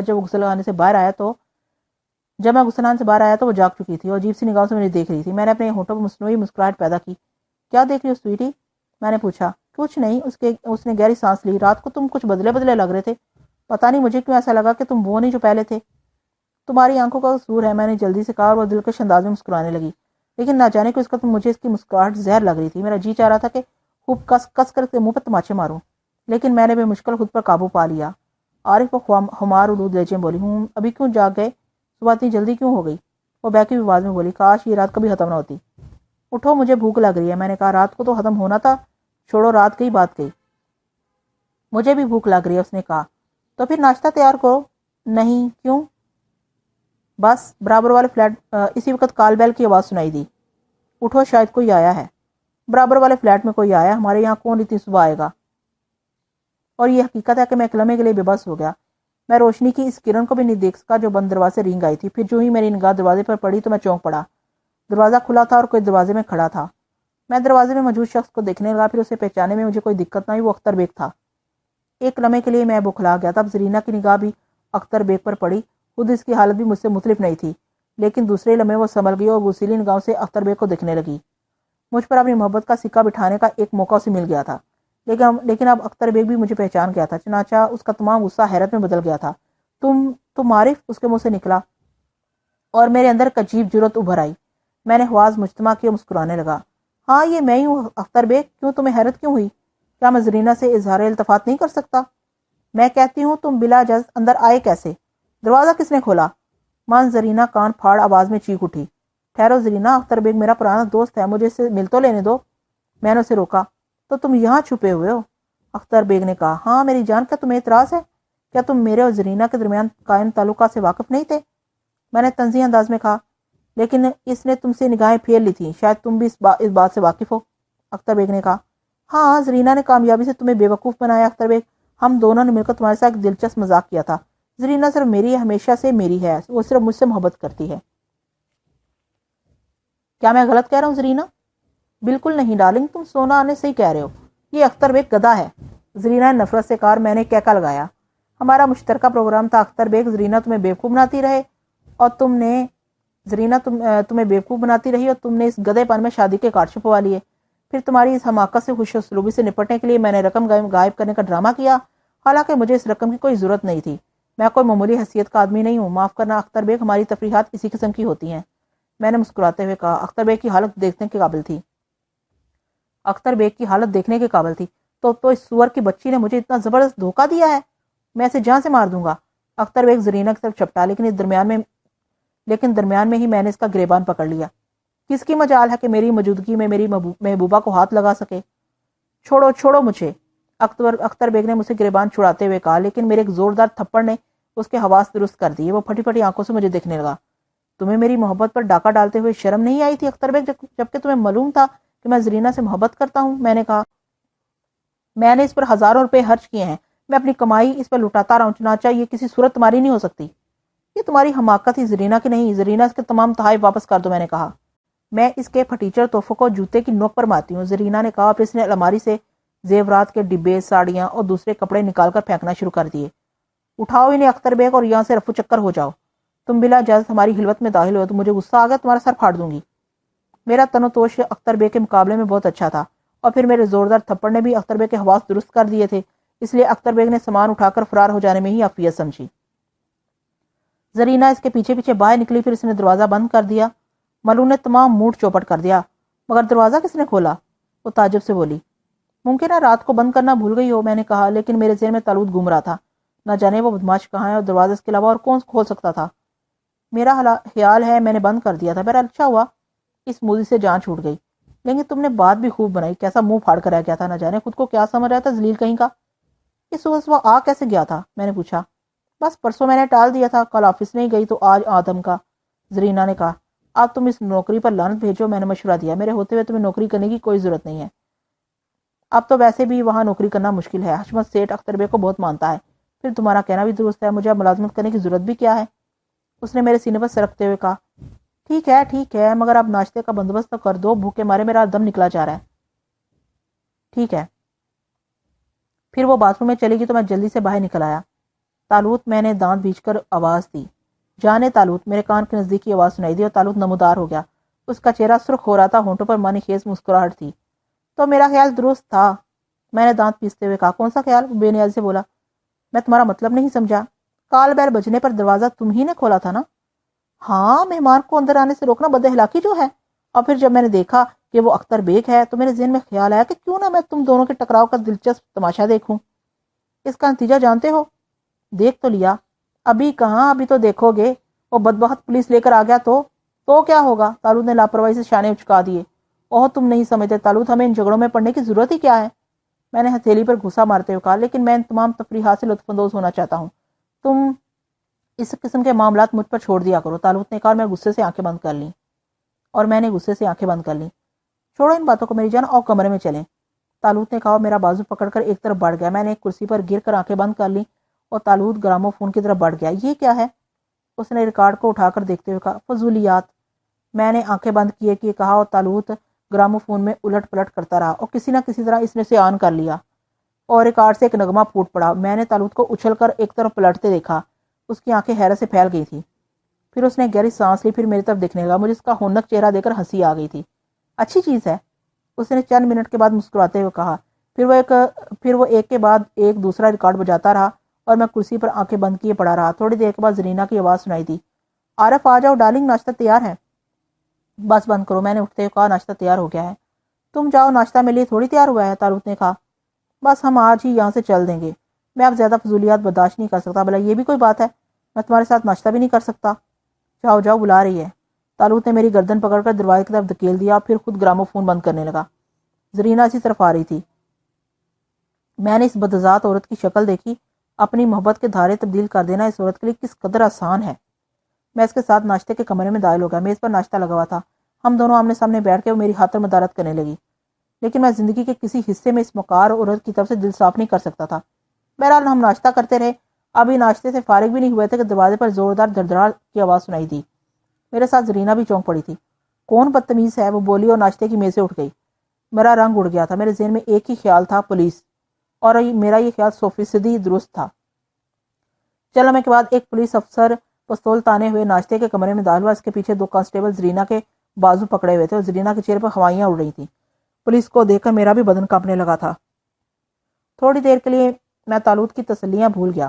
میں نے کرسی سے اٹھنے کی کوشش کی، لیکن میری ٹانگیں جواب دے گئی تھیں۔ ہتھکڑیاں ڈال دو اس بدماش کو، حیران پولیس افیسر نے کہا۔ پھر زرینا کی طرف دیکھ کر بولا، اور کون ہے یہاں؟ کوئی نہیں، میری بوڑھی ماں تھی جو ایک رشتہ دار کے ہاں چلی گئی ہے، زرینا نے جواب دیا۔ ہاں، تاکہ تم خوب رنگرلیاں منا سکو۔ تم نے ایک خطرناک مجرم کو پناہ دی ہے، تمہارے لیے یہی کافی ہے کہ اب جیل جانے کے لیے تیار ہو جاؤ۔ خود مجھے جرم پر اکسانے والی یہی عورت ہے انسپکٹر، میں نے لرزتی آواز میں کہا۔ دونوں کو دیکھ لیا جائے گا، انسپکٹر نے کہا، اور زرینا کی خوف و حیرت سے پھٹی ہوئی آنکھوں کو دیکھ کر اپنے گرفتار ہونے کا خوف میرے دل سے جاتا رہا۔ میں زرینا کی زندگی برباد کر چکا تھا اور میرا انتقام پورا ہو چکا تھا۔ یہ میری زندگی کے حسین ترین لمحات تھے۔ یہ ایک بہت بڑے نواب کا بیٹا ہے انسپکٹر، تم، زرینا کے منہ سے نکلا۔ اور تم اس نواب کی بہو بیگم ہو، کیوں؟ انسپکٹر نے مذاق اڑانے والے انداز میں کہا۔ اتنی دیر میں سپاہی میرے ہاتھوں میں ہتھکڑیاں ڈال چکے تھے۔ پھر وہ مجھے لیے ہوئے باہر نکل آئی۔ یہاں میں نے اختر بیگ کو دیکھا جس کی آنکھوں سے انتقام کی چنگاریاں اڑ رہی تھیں۔ مجھے تم سے کوئی شکایت نہیں اختر بیگ، میں اس تھپڑ کی بھی معافی چاہتا ہوں جو میں نے تمہارے گال پر لگایا تھا۔ اصل میں تمہیں اسی عورت کی اصلیت دکھانا چاہتا تھا جس نے میری زندگی برباد کی ہے، میں نے اختر بیگ سے کہا۔ لے چلو اس عورت کو بھی، انسپکٹر نے کہا، اور سپاہی زرینا کو گھسیٹنے لگے جو میرے الفاظ پر نیم مردہ سی ہو گئی تھی۔ پھر ہم دونوں کو پولیس کی بند گاڑی میں بٹھا دیا گیا۔ زرینا کے تمام پڑوسی جمع ہو گئے تھے، اس کے بارے میں چمگوئیاں ہو رہی تھیں۔ آوارہ تھی الو کی پٹھی، ایک نہ ایک دن تو یہ ہونا ہی تھا۔ اپنے آشنا کے ساتھ پکڑی گئی۔ بہت سی آوازیں ہمارے کانوں میں پڑیں اور پھر گاڑی آگے بڑھ گئی۔ زرینا کا رنگ سفید پڑ گیا تھا، وہ نیم بے ہوشی کے عالم میں تھی اور بار بار پھٹی پھٹی نگاہوں سے مجھے دیکھنے لگتی تھی۔ اسے یقین نہیں آ رہا تھا کہ میں اسے اتنا زبردست انتقام لوں گا۔ اب وہ کہیں کی نہیں رہی تھی، شاید ملازمت سے بھی نکال دی جائے گی۔ پولیس کے شکنجے سے تو خیر یہ بآسانی نکل سکتی تھی کیونکہ اس نے کوئی سنگین جرم نہیں کیا تھا، لیکن فلیٹ کے قریب و جوار کے لوگ اب اسے فلیٹ میں بھی نہیں رہنے دیں گے، اور اختر بیگ، وہ تو شاید اس کے منہ پر تھوکنا بھی پسند نہ کرے۔ ٹھیک ہے بھی اسی قابل، میں نے نفرت سے سوچا، کمینی ذلیل بدذات کہیں کی۔ گاڑی پولیس اسٹیشن کی عمارت میں داخل ہو گئی اور ہم دونوں کو نیچے اتارا گیا۔ پھر زرینا کو کہیں اور لے جایا گیا اور مجھے ڈی ایس پی کے کمرے میں پہنچا دیا گیا۔ انسپکٹر نے ڈی ایس پی کو میرے بارے میں رپورٹ پیش کی۔ خوب، تو یہ حضرت پکڑے ہی گئے، سنا ہے انہوں نے اس شہر میں تو بڑے بڑے کارنامے دکھائے تھے جہاں انہیں رقم سمیت پکڑا گیا تھا۔ اب یہی اس آدمی کے بارے میں بتا سکیں گے جس نے پولیس کے سامنے خود کو ایک تاجر ظاہر کیا تھا اور جو ان کا ہم شکل تھا؟ ڈی ایس پی نے گردن ہلاتے ہوئے کہا، پھر انسپکٹر کی طرف رخ کر کے بولا، فی الحال اسے لاکب میں بند کر کے خصوصی گارڈ لگا دو، اس کے بعد مزید کارروائی کی جائے گی۔ اور مجھے لاکب میں بند کر دیا گیا۔ پورا دن لاکب میں گزر گیا۔ شام کو 5 بجے ڈی ایس پی کے دفتر لے جایا گیا جہاں بہت سے پولیس افسر موجود تھے۔ ڈی ایس پی نے میرے ساتھ بڑا نرم سلوک کیا، مجھے چائے منگا کر پلائی، پھر مجھ سے پوچھا، کیا تمہارا تعلق کسی باقاعدہ گروہ سے ہے؟ مجھے ہنسی آنے لگی، لیکن پولیس کے بارے میں بہت کچھ سن چکا تھا، اس ہنسی پر میں اپنے دانتوں سے بھی محروم ہو سکتا تھا۔ چنانچہ میں نے خود کو سنبھالا، صاف لہجے میں کہا، میرا تعلق کسی گروہ سے نہیں جناب، صرف اس صورت کی بے وفائی کا شکار ہو کر یہ جرم کر بیٹھا ہوں جسے میرے ساتھ گرفتار کیا گیا۔ بے وفائی؟ اس کے دوست اختر بیگ نے تو تمہیں اس کے ساتھ قابل اعتراض حالت میں دیکھا تھا۔ ہاں، وہ زرپرست عورت ہے، میں نے اس کا منہ دولت سے بھر دیا تو وہ میری ہو گئی۔ ٹھیک ہے مسٹر عارف، ٹھیک ہے، انسپکٹر سے بند کر دو، ڈی ایس پی نے حکم دیا۔ ایک بار پھر مجھے لاکب میں بند کر دیا گیا اور اتنی دیر کے بعد پہلی بار مجھے تالوت کا خیال آیا۔ میں چونک پڑا، میرے نکلنے کا راستہ تو موجود ہے، میرا پراسرار دوست ضرور میری مدد کرے گا۔ یقیناً میرے دل میں خوشی کی ایک لہر دوڑ گئی۔ بے اختیار میں نے پکارا، تالوت! تالوت حاضر ہے میرے دوست! میرے کان کے نزدیک آواز سنائی دی۔ میں نے چونک کر اپنی بائیں طرف دیکھا، تالوت بھی میرے ہی جیسے انداز میں دیوار سے ٹیک لگائے بیٹھا تھا۔ اس کی گود میں کچھ سامان رکھا تھا۔ میرا دل خوشی سے معمور ہو گیا۔ تالوت بھی مسکرا رہا تھا۔ میں دوڑ کر اسے لپٹ گیا۔ ارے ارے، کافی گر جائے گی۔ تالوت نے جلدی سے تھرماس ایک طرف سرکاتے ہوئے کہا، کافی؟ ہاں، میں تو کھانے پینے کا سامان بھی لایا تھا مگر تم نے انتظار بھی نہیں کیا۔ او ونڈرفل میرے دوست، ونڈرفل! میں اسے بھیجتے بولا، تم اس دوران کہاں تھے؟ تمہارے ساتھ ہی تھا۔ یہ بیچارے بھی کیا یاد کریں گے کہ تمہیں کئی گھنٹے بند رکھا۔ تو کافی پیو، پھر یہاں سے چلتے ہیں۔ اس نے تھرماس کھول کر کافی انڈیلتے ہوئے کہا۔ میں نے کافی کا گلاس اس کے ہاتھ سے لے لیا۔ تم نے زرینہ کو دیکھا؟ ہاں یار، ترس آ رہا تھا اس پہ، لیکن بہرحال تمہاری دشمنی ہے اس لیے میری بھی دشمنی ہے۔ یہ لو، اس نے پوٹلی میری گود میں ڈال دی۔ یہ کیا ہے؟ میں چونک کر پوٹلی کو ٹٹولا۔ وہ زیورات جو تم نے اسے دیے تھے، اگر اس کے پاس رہ جاتے تو بہرحال سودا اسے مہنگا نہ پڑتا۔ 1000 روپے کے زیورات ہیں۔ وہ سوچتی کہ ان 2 راتوں کی قیمت اور اختر بیگ سے لڑائی اسے مہنگی نہیں پڑی۔ تالوت نے کہا اور میں اسے حیرت سے دیکھنے لگا۔ بلا شبہ تم بھی بڑے شیطان ہو، میں نے مسکراتے ہوئے کہا۔ برا تو نہیں کیا میں نے، تم کو تو واپس کر آؤں؟ سوال ہی پیدا نہیں ہوتا، پھر ہمارا انتقام کیسے پورا ہوگا؟ لیکن اب یہاں سے نکلنے کا مسئلہ ہے۔ پھر وہی، تالوت نے غصیلے انداز میں کہا اور میں ہنسنے لگا۔ بلا شبہ میں نے اس تمام عرصے میں تالوت کو نظر انداز کر دیا تھا۔ میرے دوست کے لیے یہ لقب وغیرہ کوئی اہمیت ہی نہیں رکھتا تھا۔ ہاں، یہ دوسری بات ہے کہ میرا جرم اور سنگین ہو جاتا، لیکن اب اس بات کی کیا پرواہ ہو سکتی تھی؟ کافی ختم کرنے کے بعد میں نے تھرماس کا گلاس تالوت کو واپس کر دیا۔ اس نے تھرماس ایک طرف ڈال دیا۔ چلیں؟ اس نے پوچھا۔ ہاں چلو، میں نے دھڑکتے ہوئے دل سے کہا۔ اس آسانی سے وہاں سے نکل جانا مجھے بہت عجیب لگ رہا تھا۔ تالوت کھڑا ہو گیا۔ زیورات کی پوٹلی زمین پر پڑی تھی۔ اسے بھی اٹھا لو، کسی ضرورت مند کو دے دیں گے، اس نے کہا۔ میں پوٹلی اٹھانے کے لیے جھکا، پھر سیدھا ہو گیا۔ تالوت میرے سامنے کھڑا تھا۔ آؤ، میں نے کہا۔ تالوت مسکرانے لگا۔ کہاں چلیں؟ پہلے یہاں سے باہر۔ جملہ میرے ہونٹوں پر ادھورا رہ گیا۔ میں نے اچانک محسوس کیا کہ یہ لاک اپ نہیں ہے، کھلی ہوا جسم کو لگ رہی تھی۔ ارے، میں نے چاروں طرف دیکھتے ہوئے شدید حیرت سے کہا کہ کیا ہم باہر نکل آئے؟ اور کوئی حکم میرے دوست؟ تالوت نے گردن ہم کرتے ہوئے کہا۔